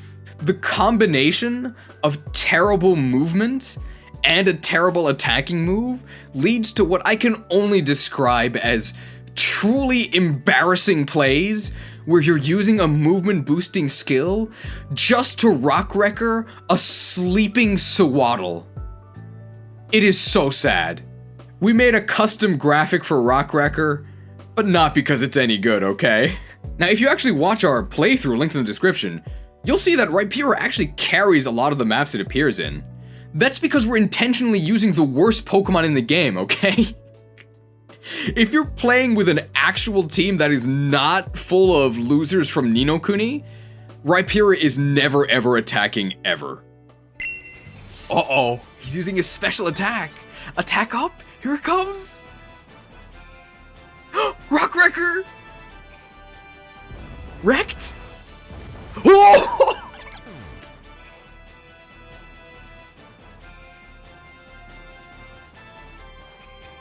Soren's strategy's spectacular failure. 252 critical Rock Wrecker. Well, we're never deploying that guy again. He's gone. Wrecked. Are we sure that Rock Wrecker's a bad move? I don't know. Rhyperior MVP? 85% chance to win, right? Here we go. Glory to Lord 100% chance now that we played. The special graphic. Look at this, super effective.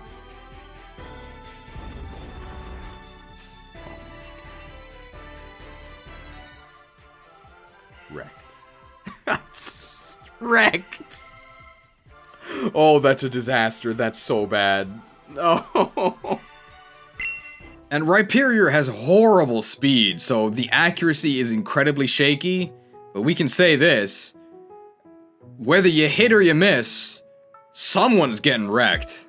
I guess we'll talk about the previous forms of Rhyperior. Rhyhorn's whatever, at least it has 3 movement, but Bulldoze is kinda, hits adjacent opponents. Rhydon is a Ni no Kuni loser, but Drill Run is a good attack. It's actually one of the only ground attacks in the game. Ground attacks in this game are very rare. Shingen actually has another perfect link, which is one of the most powerful Pokemon in the game. It is Groudon.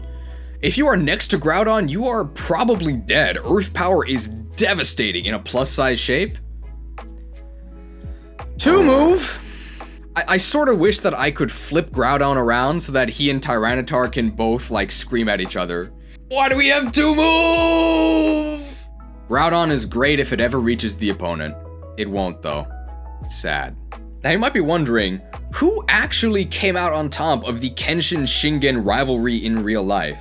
Unfortunately, that is something we don't have an answer to, because they did not actually defeat each other in battle. That would have been cool. Apparently, Shingen died mysteriously in camp one day. We're not really sure why. He might have been assassinated. We don't know. Pretty anticlimactic ending. I believe Kenshin wrote a sad poem once he found out that his rival had been defeated not by his hand. Yoshimoto. I don't know if this guy was renowned for anything. He's certainly renowned in this game for unrivaled levels of ass-blasting suckage. This guy is horrible. Worst warlord in the game, for sure. But he is a joke character, so it's not like it's a mistake that he's bad. His warlord power is awful. He is the warlord of Cresselia, by the way, which is why this is called Cresselia's Finest. He specializes in one of the worst types in the game, Bug, and his warlord power is horrendous. It heals you and adjacent Pokemon, but it also puts them all to sleep, so you should never use this. Apparently the reason why he has been made into a joke character is because, despite having an incredibly powerful army IRL, hit by Shadow Sneak and wiped out, so now he's just a joke. His perfect link is Forretress. I think it's actually better than Wigglytuff. So Forretress's attack Gyro Ball is extremely bad. It does more damage the faster your opponent is than you, but as you level up, you get faster, which just makes Gyro Ball worse. It never actually does any damage, and you have to actually be one tile away to even use Gyro Ball. The reason why Forretress is actually higher than Wigglytuff is because Forretress's ability, Jagged Edge, which is just rough skin, actually does contribute. And Forretress is hard to kill, so enemies attacking Forretress will actually damage themselves. It's pretty sad when that actually gets you above Wigglytuff. There's really not that much else to say. It's a joke character, so he's intentionally bad, and yeah, he's really bad. Ujiyasu. I really don't know that much about this guy, except that he was probably revered for his strength. Yep, revered for his strength, and also his strategies apparently. His power, father figure, which they fanficked from Backbone. For 3 turns, blocks enemy critical hits and increases energy for all Pokemon. So this might save you, you'll never know. Increasing energy is nice. Now, the real Ujiyasu was from feudal Japan, but this guy is from Ni no Kuni. This guy is the master of Ni no Kuni. So his perfect link is Gigalith. First form Roggenrola has Rock Blast, multi-hit rock move, pretty mediocre. Second form Boldore has Rock Slide, hey that's a pretty good move, hits 3 in front of you. And Gigalith has Stone Edge, which is incredibly powerful. If you're next to Gigalith, then you're probably dead, because Stone Edge, massive damage. 2 move? The Pokemon this dude can link with. Tyranitar, Steelix, Aggron, Bastiodon, and Rhyperior. All of them have 2 moves! If this guy were my father figure, I'd want him to go shopping for Ponigiri and never come back. Leave me alone. I don't want to be like you if you're my dad. No! Maybe we should have talked about her earlier, because she's actually Nobunaga's waifu. I wonder if she was renowned for her beauty. Oh wow. Did you know she was renowned for her beauty and cleverness? So she's one of the Ghost type specialists? Ghost is a really good type. Warrior skill Viper's Bite adds an 80% chance to inflict random status ailments when attacking Pokemon with male warrior partners for 3 turns. Incredibly restrictive. I don't think that's very good at all. I guess it's one reason not to play with the male protagonist. She's got Dire Claw. She's very okay. So Noh starts with the Drifloon line. It's got very mediocre stats, but I mean, hey, it flies, and you can attack with Shadow Ball. You might be able to guess by Noh's appearance who her perfect link is. It's Mismagius, so I guess Noh is Ronsanian Fantina? Lots of trainers renowned for their beauty like using Mismagius. Mismagius is alright, it's just better Drifblim? Not by much, but it has better offenses, so you'd rather use Mismagius. I think they both have Shadow Ball, which just hits 1 tile away. What Pokemon's better than Mismagius? Gengar. Gengar is just Mismagius with even better stats! Who has the perfect link with Gengar? Stay tuned. But there's really no reason to use Mismagius. Just use Gengar. Gengar just has better stats. I guess it's weak to Psychic. Oh no. Good thing you have Shadow Ball. Kill them. We're also not going to penalize her for it, but her stage is awful. It's the 3rd worst in the game. It's better than the Psychic and Steel ones. I think because we just talked about Mismagius, we may as well talk about the Gengar guy, right? Hattori Hanzo. Many people have held this name. Apparently there's like more than one of them. And he was not renowned for his strength. He was renowned for his stealth. He was a ninja. He's pretty good. I believe his warrior power allows you to scale mountains, which, as we'll find out, doesn't really matter.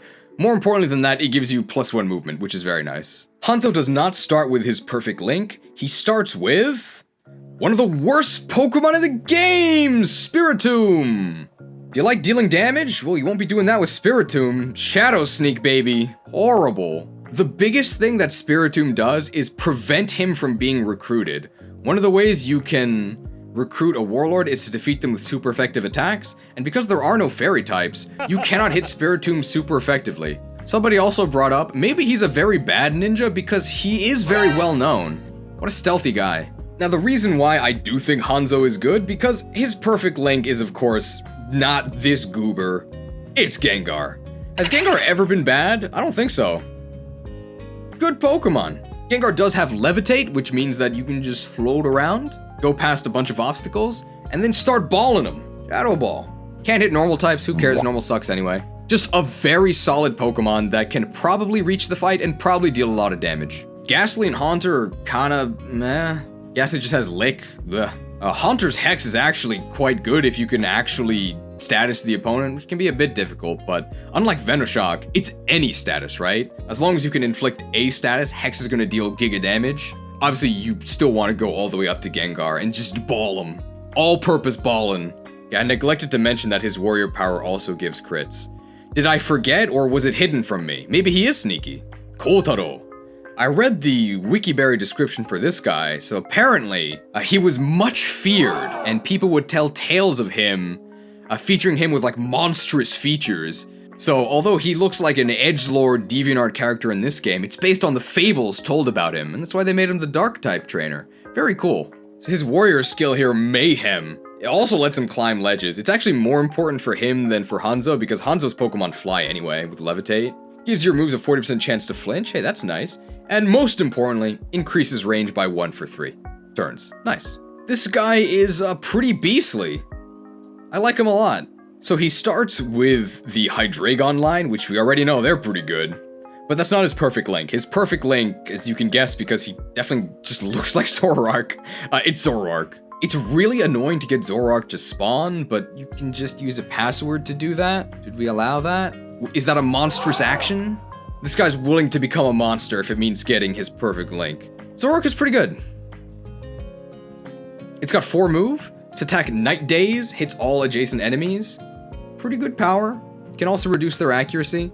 I just really wish that he flew. That would make it a lot better. I think Zoroark just ends up on the upper end of mediocre. Can't go that wrong with 4 move and a decent attack. In terms of abilities, Zoroark can have Illusion. I'm not really sure how that interacts with the enemy AI, because the enemy AI is really bad to begin with, and apparently the enemy AI ignores it anyway, so that makes it useless. Even if it did bamboozle the enemy, you should just use Shadow Dash. Shadow Dash is the same skill that Crobat has. If you have no adjacent allies, you get 2 extra move. I love 6 movement. Wish I could fly though. But unlike Crobat, Zoroark does not fly, but can actually fight. Next, we'll talk about one of the interim warlords of Kotaro's nation. This dude, Keiji. Now, normally this dude doesn't stay in one place because he's wandering around. Now, this guy is renowned for his strength and also for his fashion sense. Based on this guy, Maeda Keiji, apparently he was huge and had peerless strength. Would have never guessed that. Coolest thing about him was his affiliation with these guys, the Kabuki Mono, samurai gangsters. They played Fashion Souls IRL first, okay? Who needs camouflage, okay? I'm right here, and I'm gonna kill you. Ha! So that's why he has that sort of ridiculous outfit that he has in the game. It's actually canon. And they came before Kabuki Theater. We're gonna talk about Kabuki Theater when we talk about the other warlord, that's the one that actually did found Kabuki. Some real fanfic translations here, so Keiji's warrior skill in Japanese is Oh Kabuki, Big Kabuki. They just made it carefree. 4 turns, raises attack by 1, and the Pokemon's move has a 50% chance to make the targets flinch. It's good on paper. How much use are you gonna get out of Keiji and his warrior skill? Not much. So despite this guy being the avatar of freedom and going with the wind, you resist wind with your perfect link Bastiodon. How far does the wind blow you? 2 tiles? Bastiodon's Rock Slide actually does pretty decent damage. Well, more than you'd expect. You'd expect to do nothing. It does like 10. He starts with Rhydon, who we already talked about, not good. But there is some redemption for this guy. He does have a legendary perfect link. The mighty Terrakion. How mighty? I mean, I really expect more out of my legendary. Terrakion has 3 move, and he has Sacred Sword, which hits 1 target in front of him. To be really good in this game, you gotta delete more than 1 enemy per turn, and that's about all that Terrakion can do in the best of cases. I mean, we can move Terrakion up a bit, like, we'll put him like here. But the huge downside for Keiji is that to actually get him to evolve, you have to use Bastiodon, who's awful. Now, we just talked about the character that inspired Kabuki. Who actually created Kabuki? Is this girl, Okuni. Her warrior power is okay. It gives your entire team attack up and energy up for 1 turn. That's nice. S-tier warlord. Let's talk a little bit about Kabuki. You've definitely seen parts of it before. So there's two sort of styles of Japanese theater. There's Noh, which I'm gonna be honest, I've seen a Noh show before. It is really boring. Nothing really happens. In Kabuki, stuff happens, okay? You've definitely seen this pose. Yo! That's the Kabuki pose. If you've played Sekiro Shadows Die Twice and fought the worst boss in the game, Demon of Hatred, he starts by doing a Kabuki pose. You're gonna see it a lot, because god, that boss sucks. So Okuni starts with the Scolipede line. This whole thing is trash. Venipede has Poison Sting, pathetic move. Whirlipede is actually a member of Ninokuni and has Poison Tail, horrible. And then in its final form, Scolipede goes back to 3 move, but it has Venoshock. Venoshock is so bad. Hits an okay area, but it relies on your enemy being poisoned to do actual damage, and you need another Pokemon to poison, because Venoshock itself cannot poison. Absolutely terrible. And of course, on top of all of that, Poison is an almost worthless attacking type. Why did we put her in S? Well, what's her perfect link?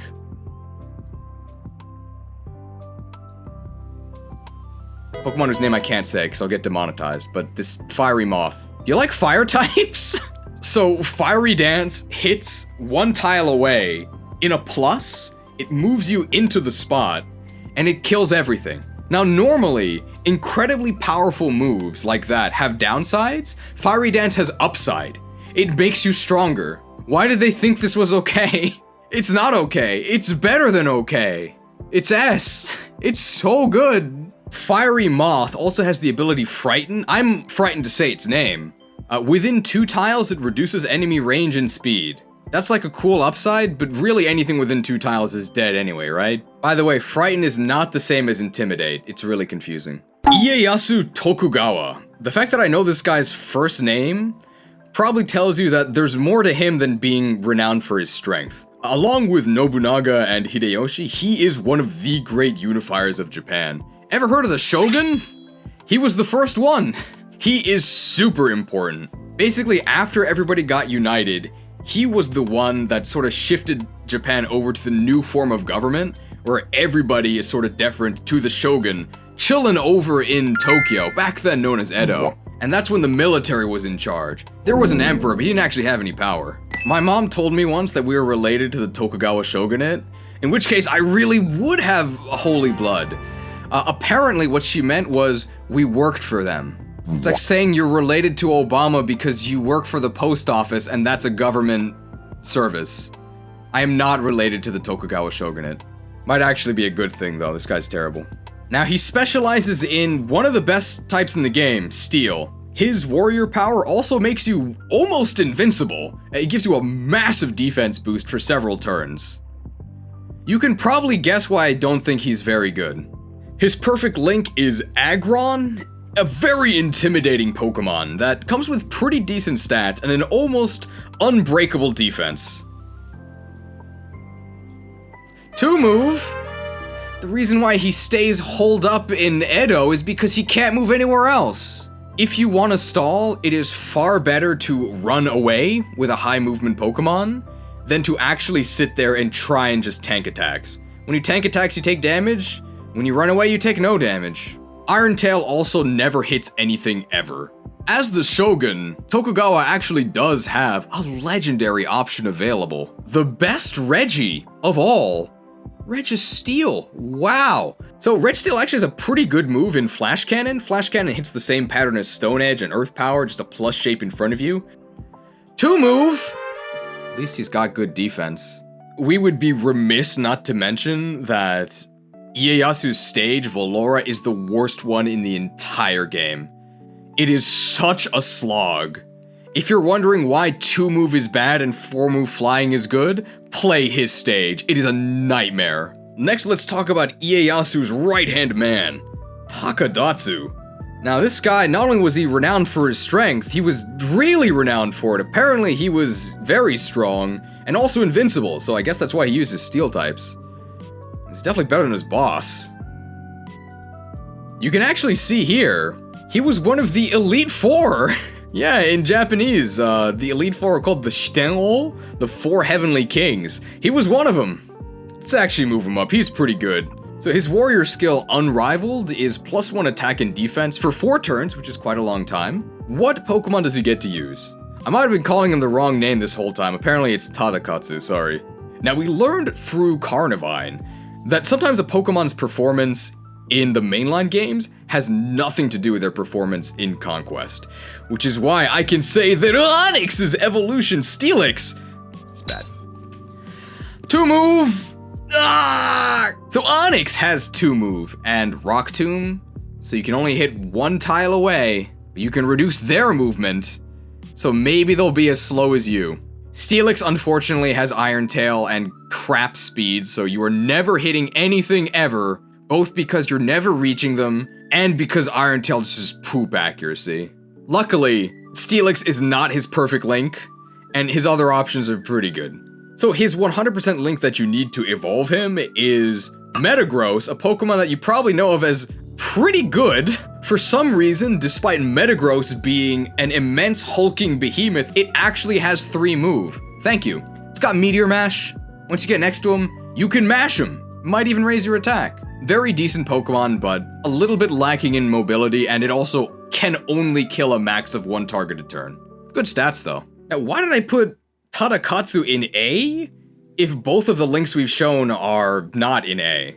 That's because his final link, for some reason, even though he's just a retainer, is the Lord of Time, Dialga? Dialga in this game has Roar of Time. We've only talked about one other recharge move, Rock Wrecker, which is atrocious. How good's Roar of Time?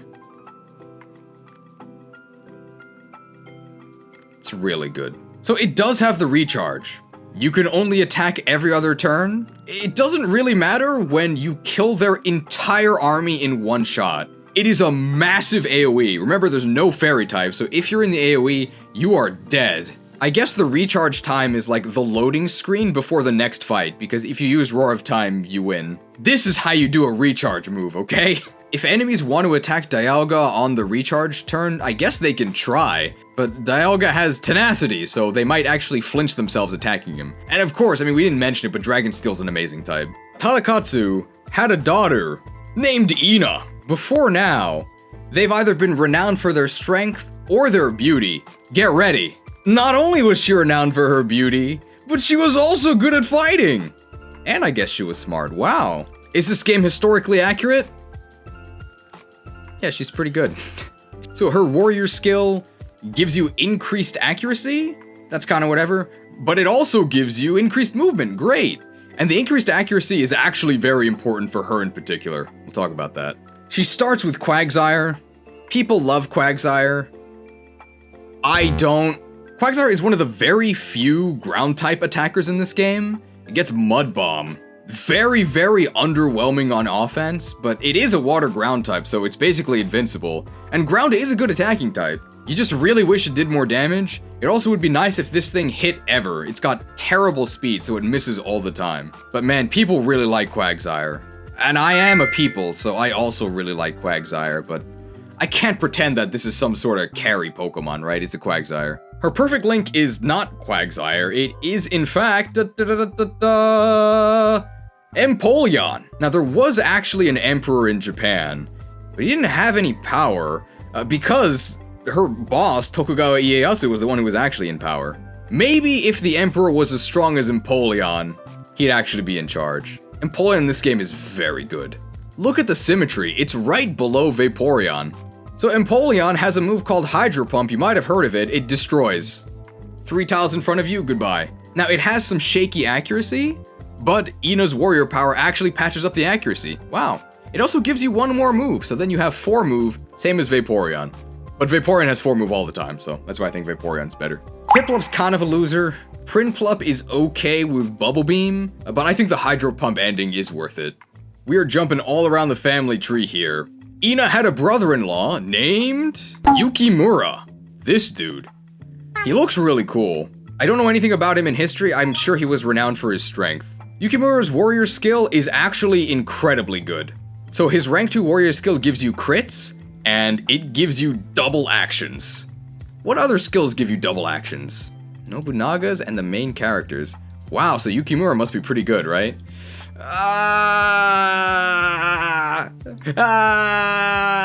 If you know who his perfect link is, you know why this hurts me.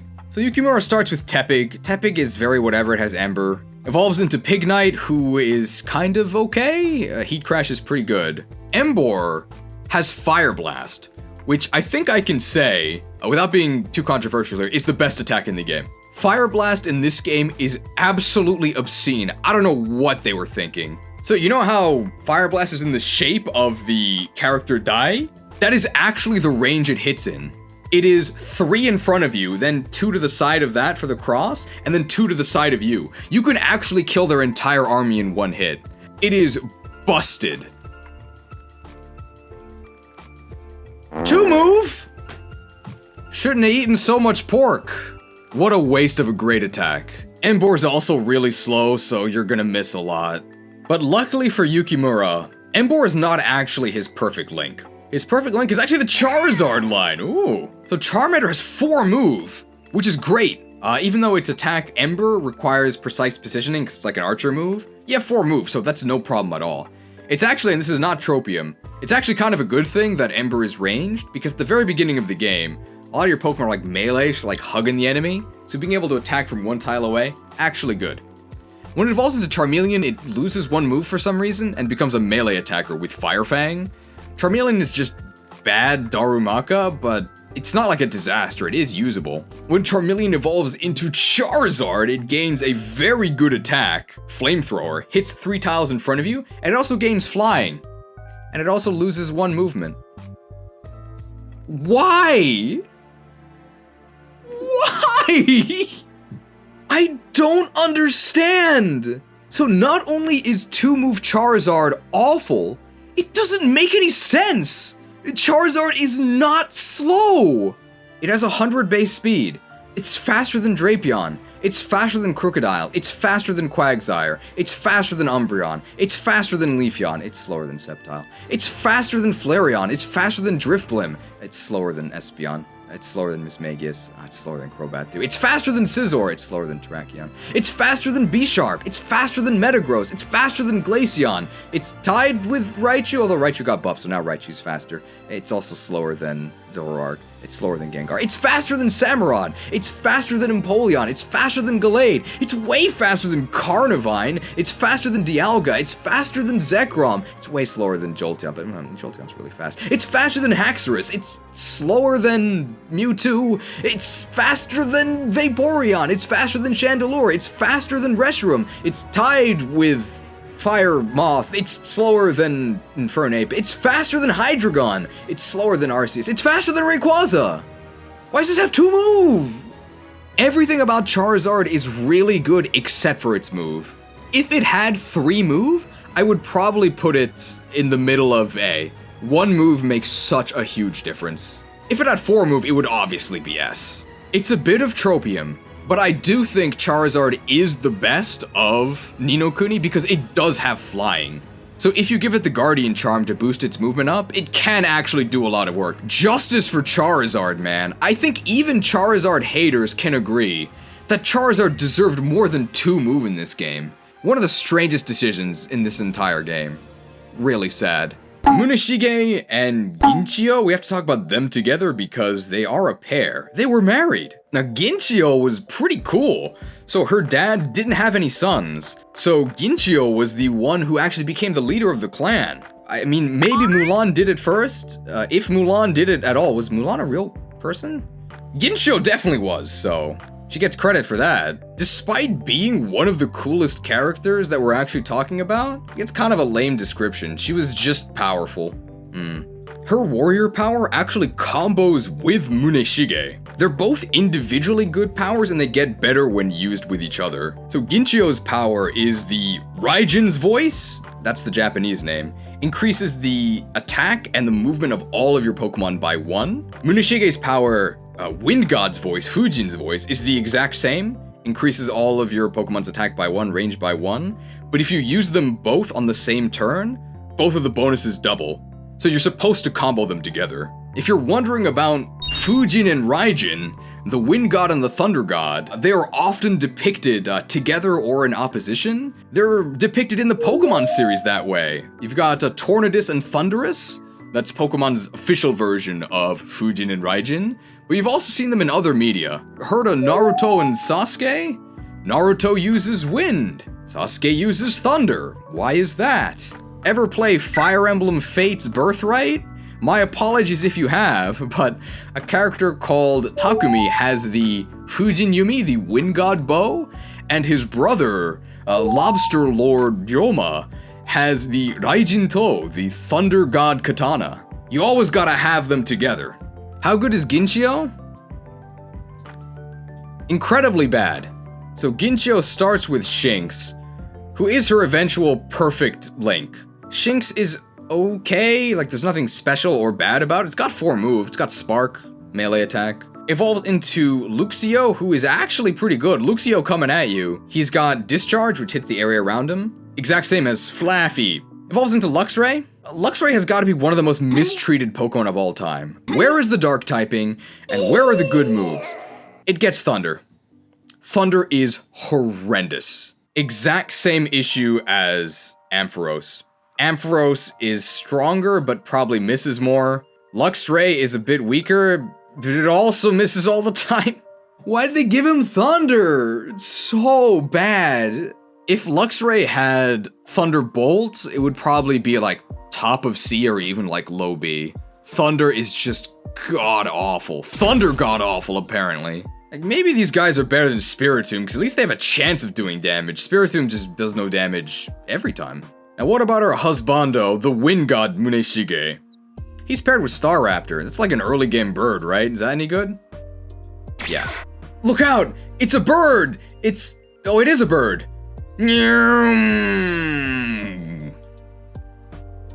Staraptor is incredible. Yeah, it's better than Hydreigon.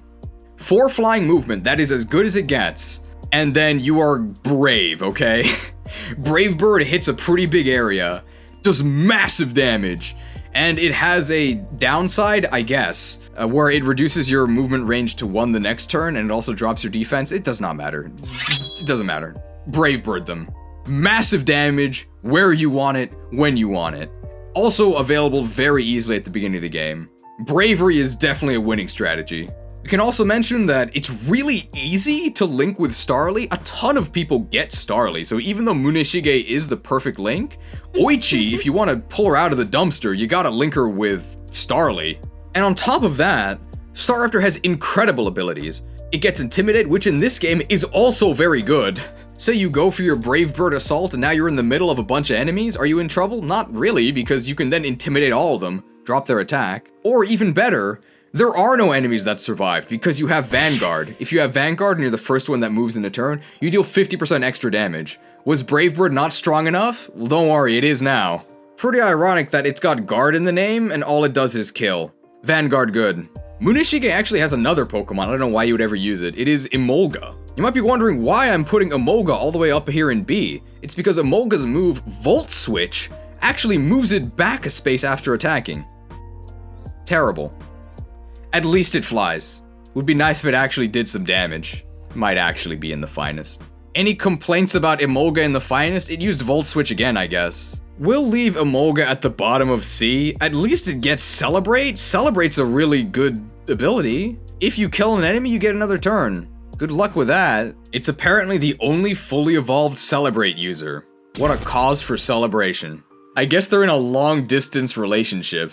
And hey, their abilities increase range so they can go visit each other. How are you, my beloved? Goodbye. There's a lot of Yoshis in this game. You got Hideyoshi, Yoshimitsu, and this guy, Yoshihiro. We're not talking about him because of the Yoshi factor, though. It's because he's apparently the rival of the couple we just talked about. I think Yoshihiro is the most, like, straightforward, good character in the game. He just does a lot of damage. He's incredibly easy to recruit and incredibly valuable. We're gonna move him up. This guy's solid. He has one of the most confusing warrior power names in the game. In fact, I think there wasn't enough fanfiction with this one. So I talked about this with a translator friend of mine yesterday. The Japanese name of his skill is Chesto. So one thing you do in Japanese sometimes is just put stuff in English because it sounds cooler. Now look at his pose, okay? He's doing this. What I think the Japanese phrase was supposed to be was Mune o haru, which basically means like puff out your chest, be bold, be brave. But they decided to make it cool and put it in English, so they made it Chesto. How did they choose to translate that into English? They just called it Chesto. Did they mean the berry? What does this mean? What is Chesto? So look at its effect. Its effect is actually really good. Raise attack by 3 stages, but lowers defense by 2 stages for you and adjacent allies. So I think a very clear name for this that also keeps the, I guess, chest area theming would be no guts, no glory, right? His Pokemon even has guts. Hire me for your localization. So Yoshihiro's perfect link is the Conkeldurr line. It is the straightest fighter in the game. 1v1 me, bro. Assuming you're not a ghost type. If there's one Pokemon you want to kill, make them 1v1 Conkeldurr. Conkeldurr can probably do it. Conkeldurr's move, unfortunately, is really disappointing. Its superpower. It's probably gonna kill the target, but then it drops your attack and your defense for 1 turn. Only 1 turn, so it's not the end of the world, but you'd rather have a move that didn't do that, right? The best part about Conkeldurr is that it's just really easy to get. If you get Yoshihiro, comes with this guy. I mean, it's a girder, but it evolves pretty quickly. We also don't value defense that much, but it is an upside to be durable. And yes, good time to talk about the ability Spirit. Good luck killing Conkeldurr, okay? If you knock Conkeldurr to low health, it activates its ability Spirit, which then fully heals it. Only once, but I mean, having to kill Conkeldurr twice, who's pretty beefy to begin with, is a real challenge. It's kind of like if you've played the game Final Fantasy Tactics Advance. I remember that Banga got a skill called Dragonheart, where if you damaged them, they gained auto-revive. So you have to either kill them in 1 hit, or damage them and then dispel the effect and then kill them.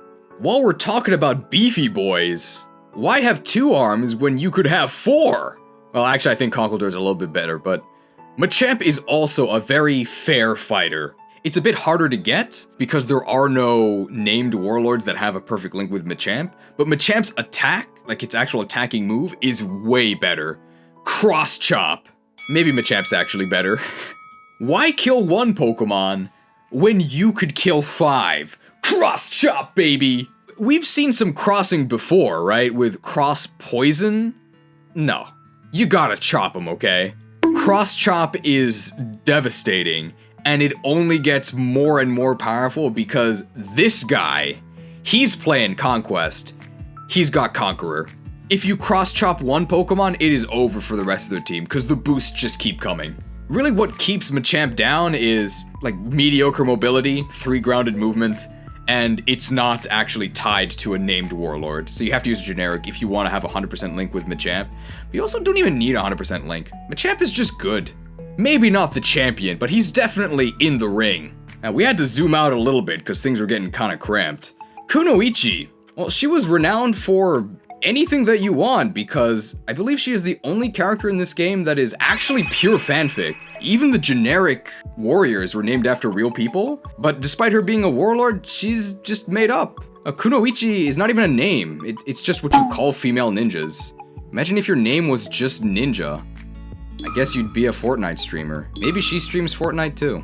She's very okay. IMO. She starts with Scraggy and Scrafty, which are not her perfect links. Scraggy kinda sucks, it's just got Feint Attack, very underwhelming, but it evolves into Scrafty, who's got High Jump Kick, which is a really, really strong attack, 5-star rating. Does have a severe drawback: if you miss, you take a ton of damage, and you are only hitting 1 target at the end of the day, but her warrior power does patch up accuracy, which is nice. It's alright, around there-ish, I think. Can hit 1 target really hard, maybe. Hey, Weavile's in this game, and it's a perfect link. Now, one of the best parts about Weavile in the mainline games is that it has a vicious dual stab of Ice and Dark. In this game, it's only got Dark, it's got Night Slash. But hey, Night Slash hits 3 targets with high crit, and that stacks with the high crit of her warrior power. You can crit them for pretty good damage. Here's the other Night Slasher. Just don't get hit with Weavile, cause you are going down. Ice and Dark defensive typing, ugh.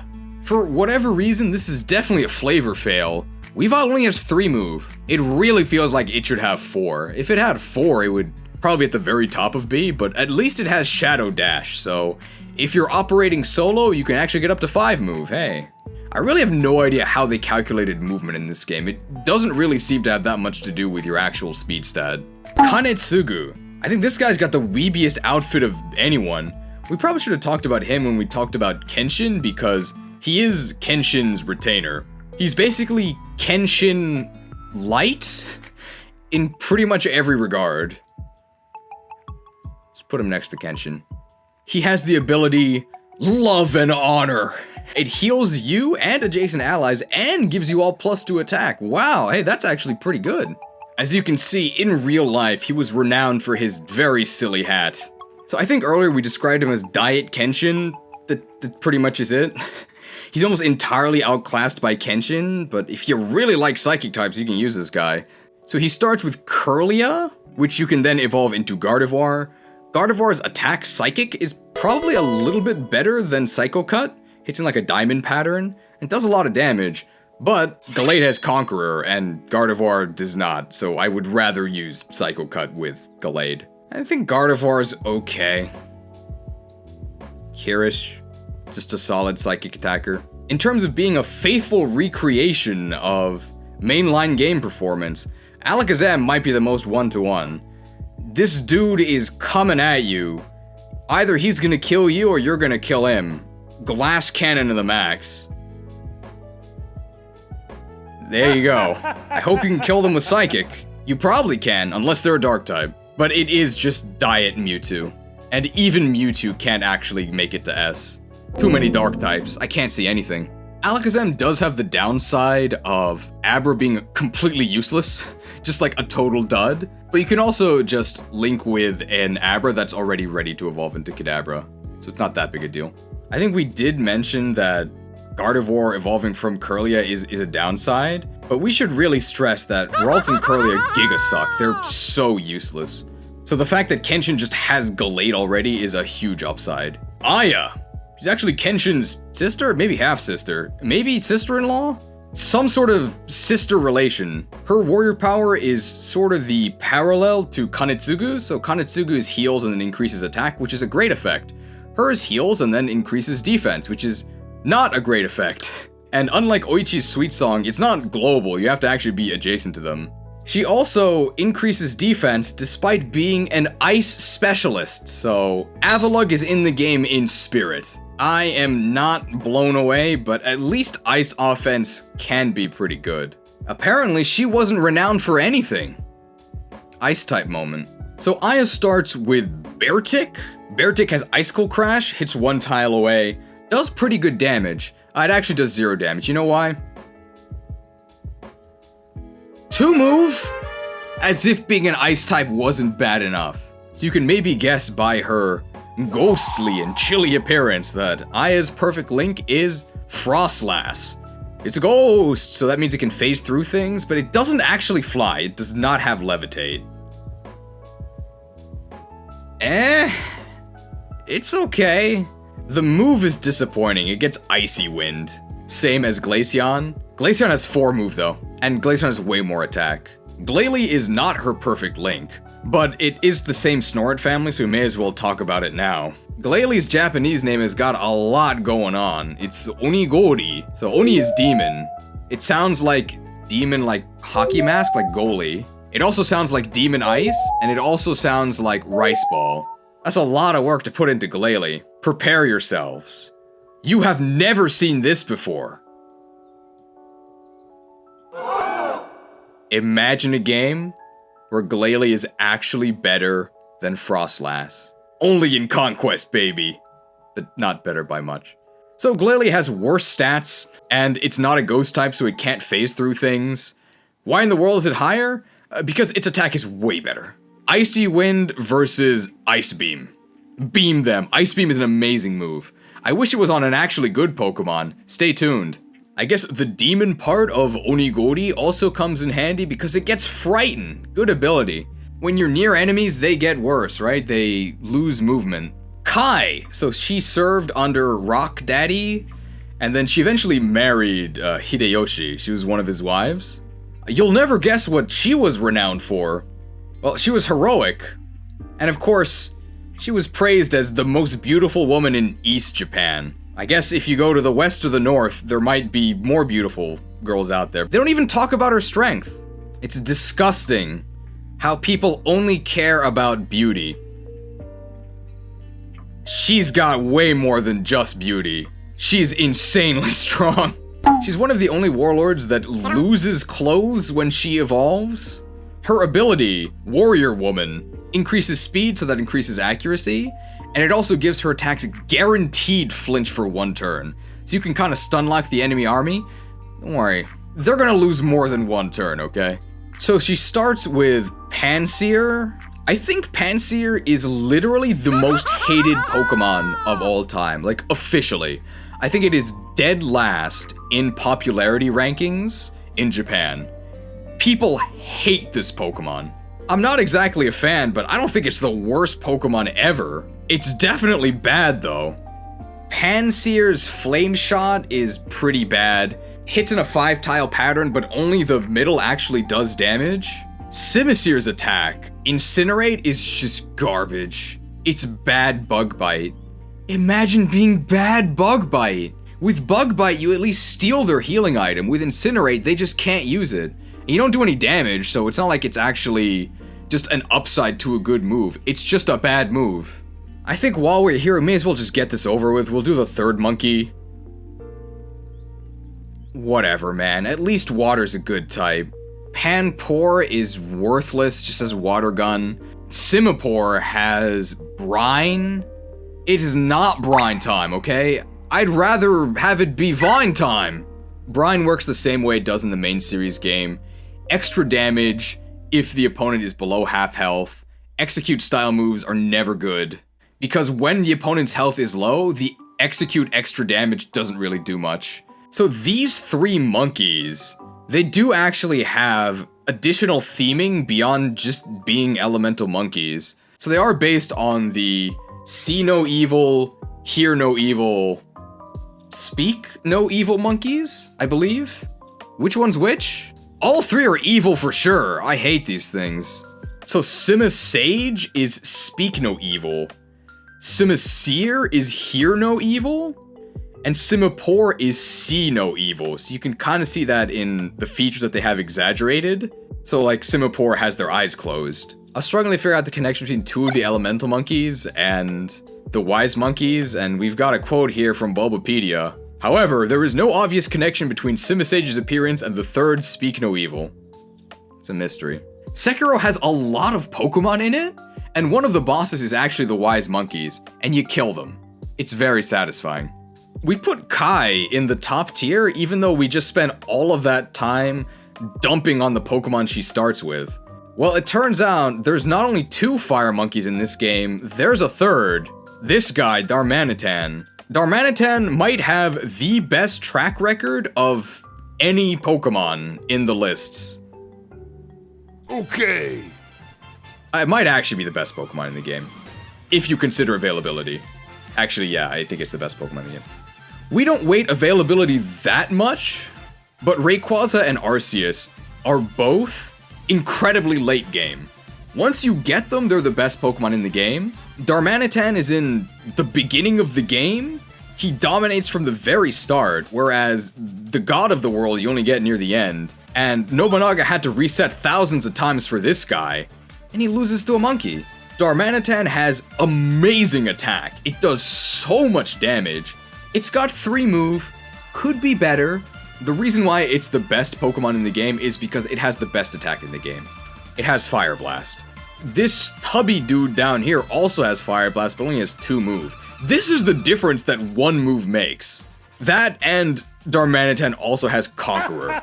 Conqueror plus an attack that kills at least half of the enemy's team at once. This thing is unstoppable. Conquer them. Darmanitan. No Zen mode in this game, okay? We do nothing but conquer. I think it's hilarious that Kai's warrior skill gives you guaranteed flinch chance. You don't need to flinch them, they died, okay? Ranmaru. So although Ranmaru appears in the Beauties of Ransei campaign, he was renowned for his beauty. I didn't misspeak. So his official position was as Nobunaga's page. He was doing a lot more than writing notes, okay? This was a pretty common thing back then, but they were definitely using pair up, if you know what I mean. Despite the fact that Japan is kind of really bad about LGBTQ rights nowadays, back in the day, they were definitely for them, I'll say that. I wonder how we could have become so puritanical. We'll talk about that soon. Ranmaru has a very unique and actually very powerful warrior skill. He gives your entire team guaranteed hits for 3 turns. So any Pokemon that we mentioned, oh, but they have shaky accuracy. If Ranmaru is on your team, don't have to worry about it. That's a huge effect. Great. He was taking notes on how to be a good warlord. So Ranmaru is a Dragnor warlord, so he specializes in dragons. Starts with Dratini.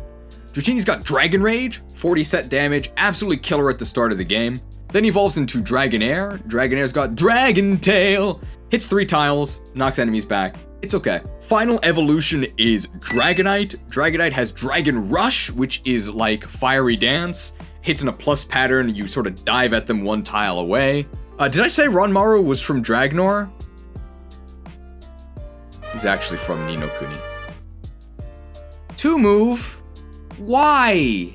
I think Dragonite is the 3rd slowest Pokemon in Ni no Kuni.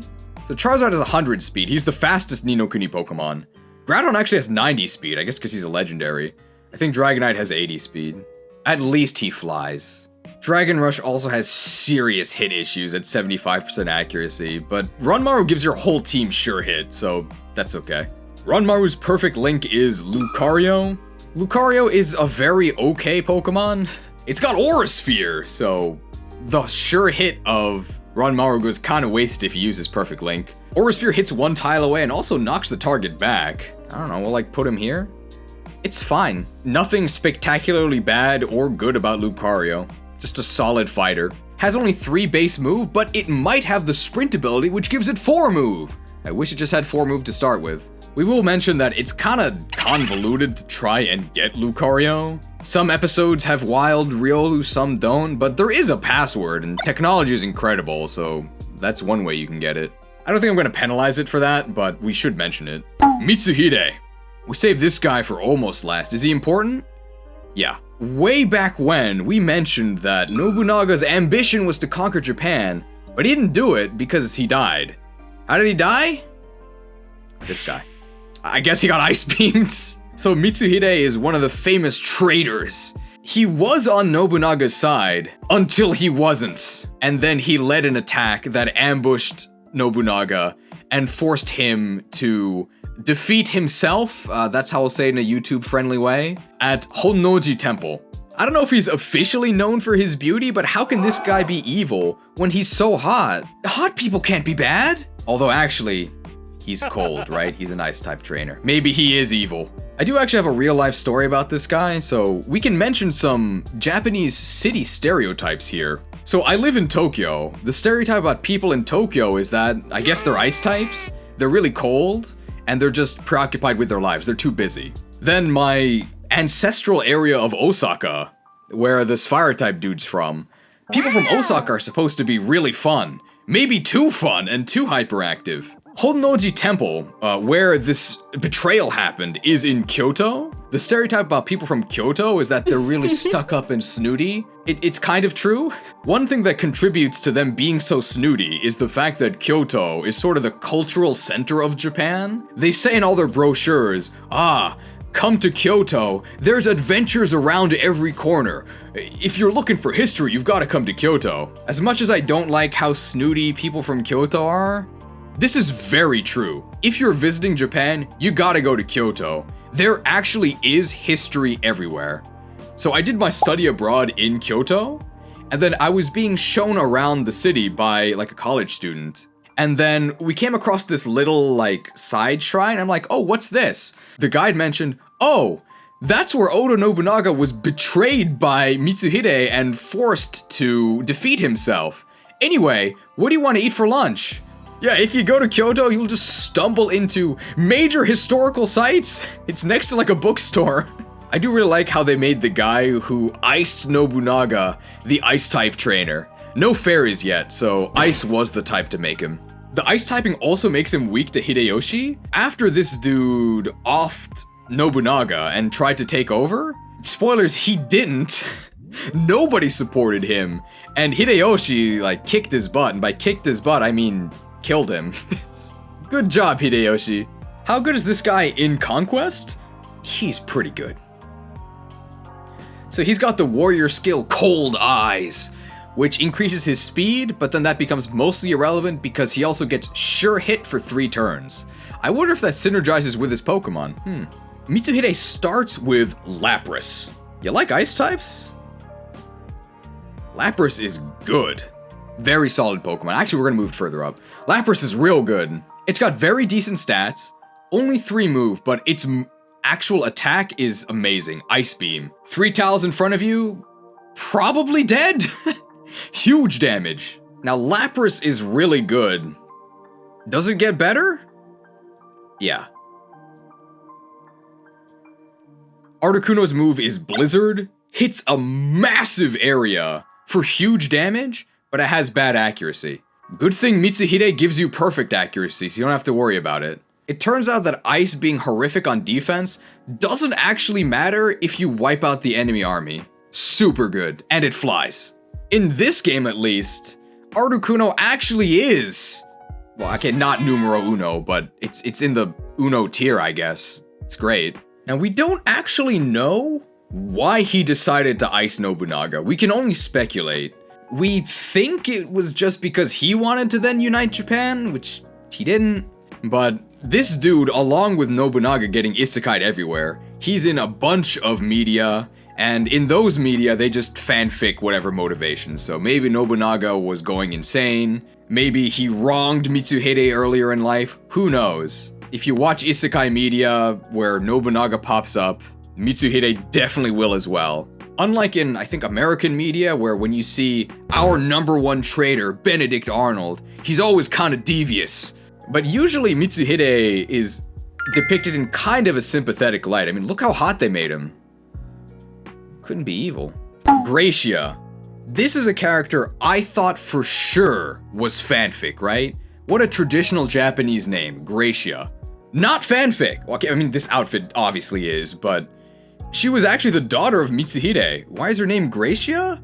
It turns out because JC himself, Jesus Christ, his word reached Japan and she converted to Christianity. Wow. Did you know that there is a sect of people here in Japan, in northern Japan, who believe that Jesus himself was actually buried in Japan? Yeah, so story time. Apparently, when Jesus was on the cross, he swapped with his brother, and then he decided to go to Japan where he became a rice farmer and lived out the rest of his days. Now, I know that sounds absolutely insane, but keep in mind that the more accepted version was that he died and then ate a revive, right?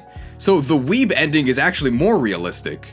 I guess, yeah, he used Substitute. It's only 25% of your HP. I'm surprised he had that much HP left, because he was, like, taking damage over time for a while. Maybe he used Double Team. That doesn't have an HP cost. There you go. Somehow, the good word of JC reached Japan. I wouldn't follow this god. Oh, horrible. Can I get an exorcist, please? I'm waiting for the Jehovah's Witnesses to interrupt this tier list, too. Her Warlord power is actually not that bad. What it does is it gives your entire army an 80% chance to inflict confusion when you attack. That's pretty good. Maybe even better than negating all of your enemies' attacks, because they might attack each other. What Pokemon does she link with? I made a Musharna emote. I didn't make any emotes for Pokemon that are actually good, okay? This is very straightforward. Musharna is the worst Pokemon in the entire game. I should have talked about this earlier, But a very easy fix to a lot of Pokemon is to simply give them 2 moves. I don't mean movement, I just mean like 2 attacks. Musharna, like all the other Pokemon in this game, has only 1 attack. It's Dream Eater. Now Dream Eater actually does pretty good damage, and it steals HP, but the target has to be asleep. Quick question. How do you put the opponent to sleep when your only attack is Dream Eater? Now I have priority, so before somebody in the chat says it, you can put them to sleep by playing an imported cheese tier list. You can't use these weapons against me, okay? I wield them myself. Now there's only one reliable way to inflict sleep in this game. Musharna's pre-evolution, Munna, has Hypnosis, so with horrible accuracy, you can attempt to inflict sleep, and then follow up with the Musharna Dream Eater. Terrible. What kind of strategy is this? There are other ways to inflict sleep. So Musharna has a 10% chance at the start of turn to send enemies within 2 tiles to sleep. 10% chance to do mediocre damage. But don't worry. Wigglytuff has also got the Lullaby. So if these pink partners are near each other, there is now a slightly greater chance that Musharna doesn't do nothing. But we'll get a Daze proc someday, guys, don't worry. Or at least we have been getting lucky not getting poisoned. I shouldn't have said that. Oh. Well, now we get a Daze proc for sure, right? Daze of Our Lives? Or Lullaby. Could be either one. Oh! Dazed! Huge! I mean, luck balances out, right? We missed before, which means that we hit now, right? Easy. Sweet dreams. Missed. He's asleep. How did you miss?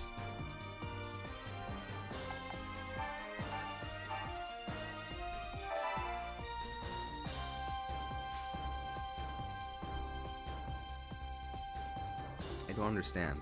Why? Where is the justice? Where is the justice? I'm the greatest tactician in Runsei. I don't deserve this humiliation, okay? Absolutely atrocious. We can debate about everything that goes in between the bottom and the top, but I think that these are decided. Congratulations, Musharna. You are the worst Pokemon in the game. Luckily for Gracia, Musharna is not her perfect link. Unfortunately for Gracia, her perfect link is Gothitelle. Ugh. The pre-evolutions are nothing special. I can never remember their names, but they just have mediocre psychic attacks. I think it's Confusion and then Psyshock. Gothitelle's attack, Future Sight, is horrendous. Remember Skydrop? Well, here's Future Sight. So Future Sight marks an area. Pokemon that are in that area get seen, and then 1 turn later, they get hit. Now, Future Sight does actually do pretty decent damage, and then once the Pokemon has been seen, they can't actually escape the attack. It will follow them if they move out of the area, but I don't want to hit them next turn. I want to hit them now. It's my damage and I want it now.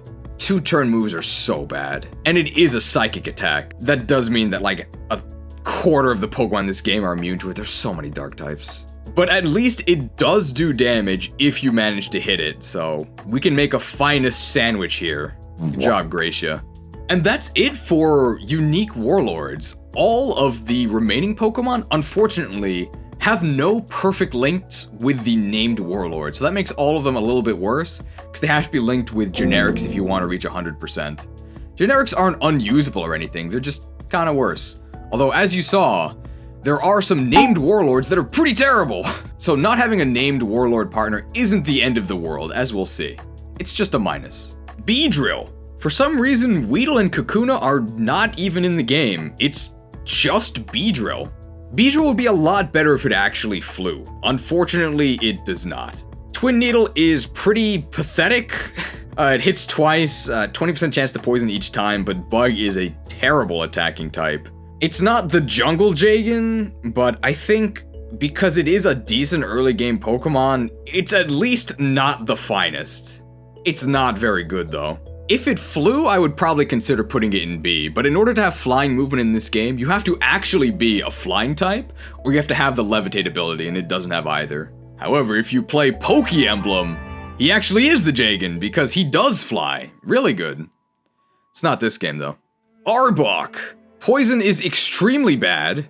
What's Arbok's attack? Is it Poison Fang? Is it Cross Poison? Nope, it's Venoshock. Where's the other Venoshocker? Bad. Very bad. It's probably worse than Braviary. At least Braviary has 4 flying movement.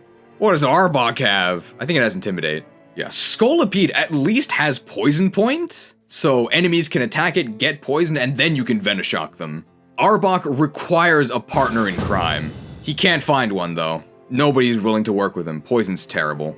Speaking of terrible attacking types, normal, Persian's attack is Slash. It's got decent power on the actual Slash attack, but Persian's attack is kind of pathetic. Persian should definitely have 4 move. I do not know why it only has 3. Bad. Why would you ever use this? It might actually be worse than Venoshock's. Normal is just so bad. And Meowth is just totally pathetic. Can go lower than that? Well, Bacon Fry is the expert. They actually made an entire Pokemon Conquest hack, so when they say Persian's bad, I trust them. See ya. Gyarados. So Gyarados has a very significant dud stage in the form of Magikarp. Magikarp is useless. It only has Splash. But you never have to use Magikarp. You can just recruit a Magikarp that's already at the link percentage to evolve. And Gyarados, as a flying type, does have flying movement. His attack is Aqua Tail, which hits 3 tiles, knocks enemies back. How good is Gyarados? It's real good. Absolutely worth dealing with the Magikarp stage, especially because you can just skip it. Flying movement, great attack, hits in an AoE. Good typing. Good Pokemon! Snorlax, depicted here, actually in the middle of its attack, because its attack is Body Slam. Huge normal damage, 1 tile away? Snorlax is really tubby, right? 2 move. Next. There are some 2-move Pokemon where there's a world where they might get used. 2-move is their main drawback. I don't know why you would go through hoops to use this thing. Normal. Armaldo. A very strange choice. We are in ancient Japan, but I don't think ancient enough that there were actually fossils roaming around. How does this Pokemon even exist? Armaldo's attack is X-Scissor? X-Scissor is a decent attack, we covered it with Scizor before. Armaldo has a worse type, Rock is definitely worse than Steel, but Armaldo actually has pretty decent attack. 2-move! No thanks. Should've stayed dead, pal. Chimeco. The most outclassed thing ever? I don't know why you would ever use this as your psychic attacker, but it does have Levitate, so I think it can fly above the finest. That's about it. Psyshock's a pretty good attack. Walrein. 3-stage evolution. Spheal is pretty bad just as Powder Snow. Celio has Ice Ball, which is like a single target Fury Cutter, but hey, at least Ice is a better attacking type. Still not that good. Speaking of not good. 2-move. At least Walrein's attack is really good. It has Blizzard, same as Articuno, but Articuno has more movement, Articuno flies, and Articuno is on a Warlord that gives it perfect accuracy. Walrein has garbage speed, so you're gonna miss Blizzard all the time if you ever get to use it in the first place, which you won't because you have 2-move. Sad. Bibarel. If Bibarel had a water attack, it would at least be outclassed by other water Pokemon, but it doesn't. It has a normal move, Hyper Fang. Pass. No thanks, it's probably better than Fortress. It can have the simple ability which can double incoming stat boosts. You could octuple this guy's attack stat and I still wouldn't bother with this thing. Say no to normal, okay? Garchomp. Imagine having really good stats and Dragon Rush, but actually having the ability to reach the opponent. Very solid. Dragon Rush does have very suspicious accuracy, but Garchomp is fast, so it has fewer accuracy issues than Dragonite. How can Garchomp be bad? It can't. It's just not amazing in this game. We maybe should have talked about Croagunk earlier, because in some episodes Nene actually starts with this. Croagunk and Toxicroak. You like poison types? I don't. At least Sludge Bomb is better than Venoshock. Sludge Bomb is a pretty decent attack. It's like a slightly ranged cross chop. Same pattern, but starts one tile away. Pretty decent attack. Too bad it's a poison type move. Poison's bad. We'll put it with Drapion. Congratulations. Poison types stay barely not losing. Ugh. It's the highest poison type on the list. It's Gengar, but that's because he's a ghost. The highest Pokemon with a poison attack is Crobat, who never attacks ever. Sad. Zebstrika. A Pokemon that definitely should have 4 movement. It only has 3 base, but it can have the sprint ability, which then gives it 4 move, like it should have to begin with. Its attack discharge is kind of decent, hits the whole area around it. Super duper outclassed by Jolteon, you should just use Jolteon. It's even outclassed by Raichu, but on its own, it's not, like, terrible. Apparently Luxio hits harder than it, that's pretty sad. Electric's also just not a great attacking type in this game. Nah, we'll just put it next to, like, Frostlass. Dishonorably discharged to C tier. Excadrill. One of the greatest Pokemon ever in the mainline games. How good is he in this game? He does a lot of damage. Can't place a ground type attacker that high because there are so many ground immunities. You can't hit any flyers, you can't hit any levitators. But as far as single target ground type attackers get, Excadrill's pretty good. The unevolved Drillbur does suffer from having Dig, which is a 2-turn move. Better than Skydrop. And Excadrill gets Drill Run, which is pretty close to a delete button if you don't resist it. It does a ton of damage. But in this game, you can do so much better than killing one enemy a turn. As in, you can kill the entire enemy army in 1 turn. That's better. You can see that every single Pokemon in the top tier has an AoE attack. All of them. Almost every Pokemon in A has an AoE attack, except Gengar, who levitates, so he gets some extra utility, and Zekrom, because he's on the cover. He's really cool, guys. Audino. Its attack is Pound. Attacking is better than being completely unable to attack, but not by much. Pink Bros doing terribly. Why would you ever use this? You wouldn't. Wigglytuff at least is needed to help evolve a Warlord who is otherwise pretty good. Audino is just in the dumpster. Say no to normal. Leaveney. Its move is X-Scissor. Hits in a pretty wide area. Grass Bug is a horrible defensive typing. Bug is a horrible offensive typing. And the stats are just not there. Very bad. Now, something maybe I should have mentioned earlier is that all of the stats in this game are actually based on the stats from the real game. Not quite 1-to-1, but there is a relation. Except for movement, apparently. Leaveney in the base games actually has pretty good attack. It's like above 100. For whatever reason, they decided to base its attack stat in this game off of its special attack, which is rubbish. Why? Whimsicott. Cottony is completely useless. It just has Absorb, does 0 damage, and it's actually really annoying to evolve this thing because you actually need an Evolution Stone, a Sunstone, which is just RNG. When you evolve into Whimsicott, you get Razor Leaf, which hits some tiles in front of you with grass damage. How good is that? It's not good at all! Ugh. So Whimsicott in the mainline games is not an attacker. It specializes in incredibly annoying prankster antics, which do not exist in this game, making it just terrible. Well, there is a silver lining. It does have 4 move, but 4 move can only get you so far. 4 tiles, apparently. Bad. Grass Gang, I have good news. I have for you now the best grass type in the entire game. That's not Carnivine. Grass is ass. Lilligant has a really good attack. It's Petal Dance, which is the grass-type version of Outrage. Haxorus is the only other Outrage user. Haxorus is an A, but that's because Haxorus can kill pretty much anything. Remember, there's no fairies. If you're not a Steel type, you're done.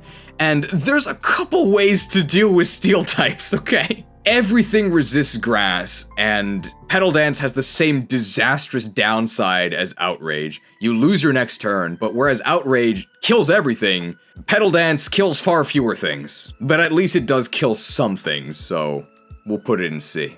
Oh yeah, someone brought up a good point. This is the past, right? So it really should be the Hisuian form.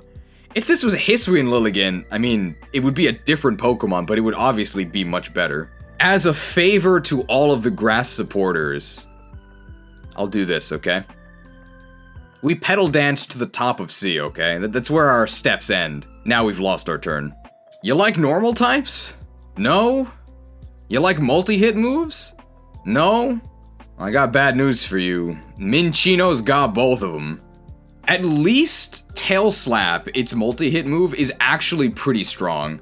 A single slap is the same as a Vine Whip, and I mean, Carnivine only whips once, and look how good that Pokemon is. If you're lucky, this thing is barely acceptable if you get all 5 hits. If you're not lucky, yikes. I might have called this thing Minccino instead of Chinchino. It shows how much I respect this thing. I don't.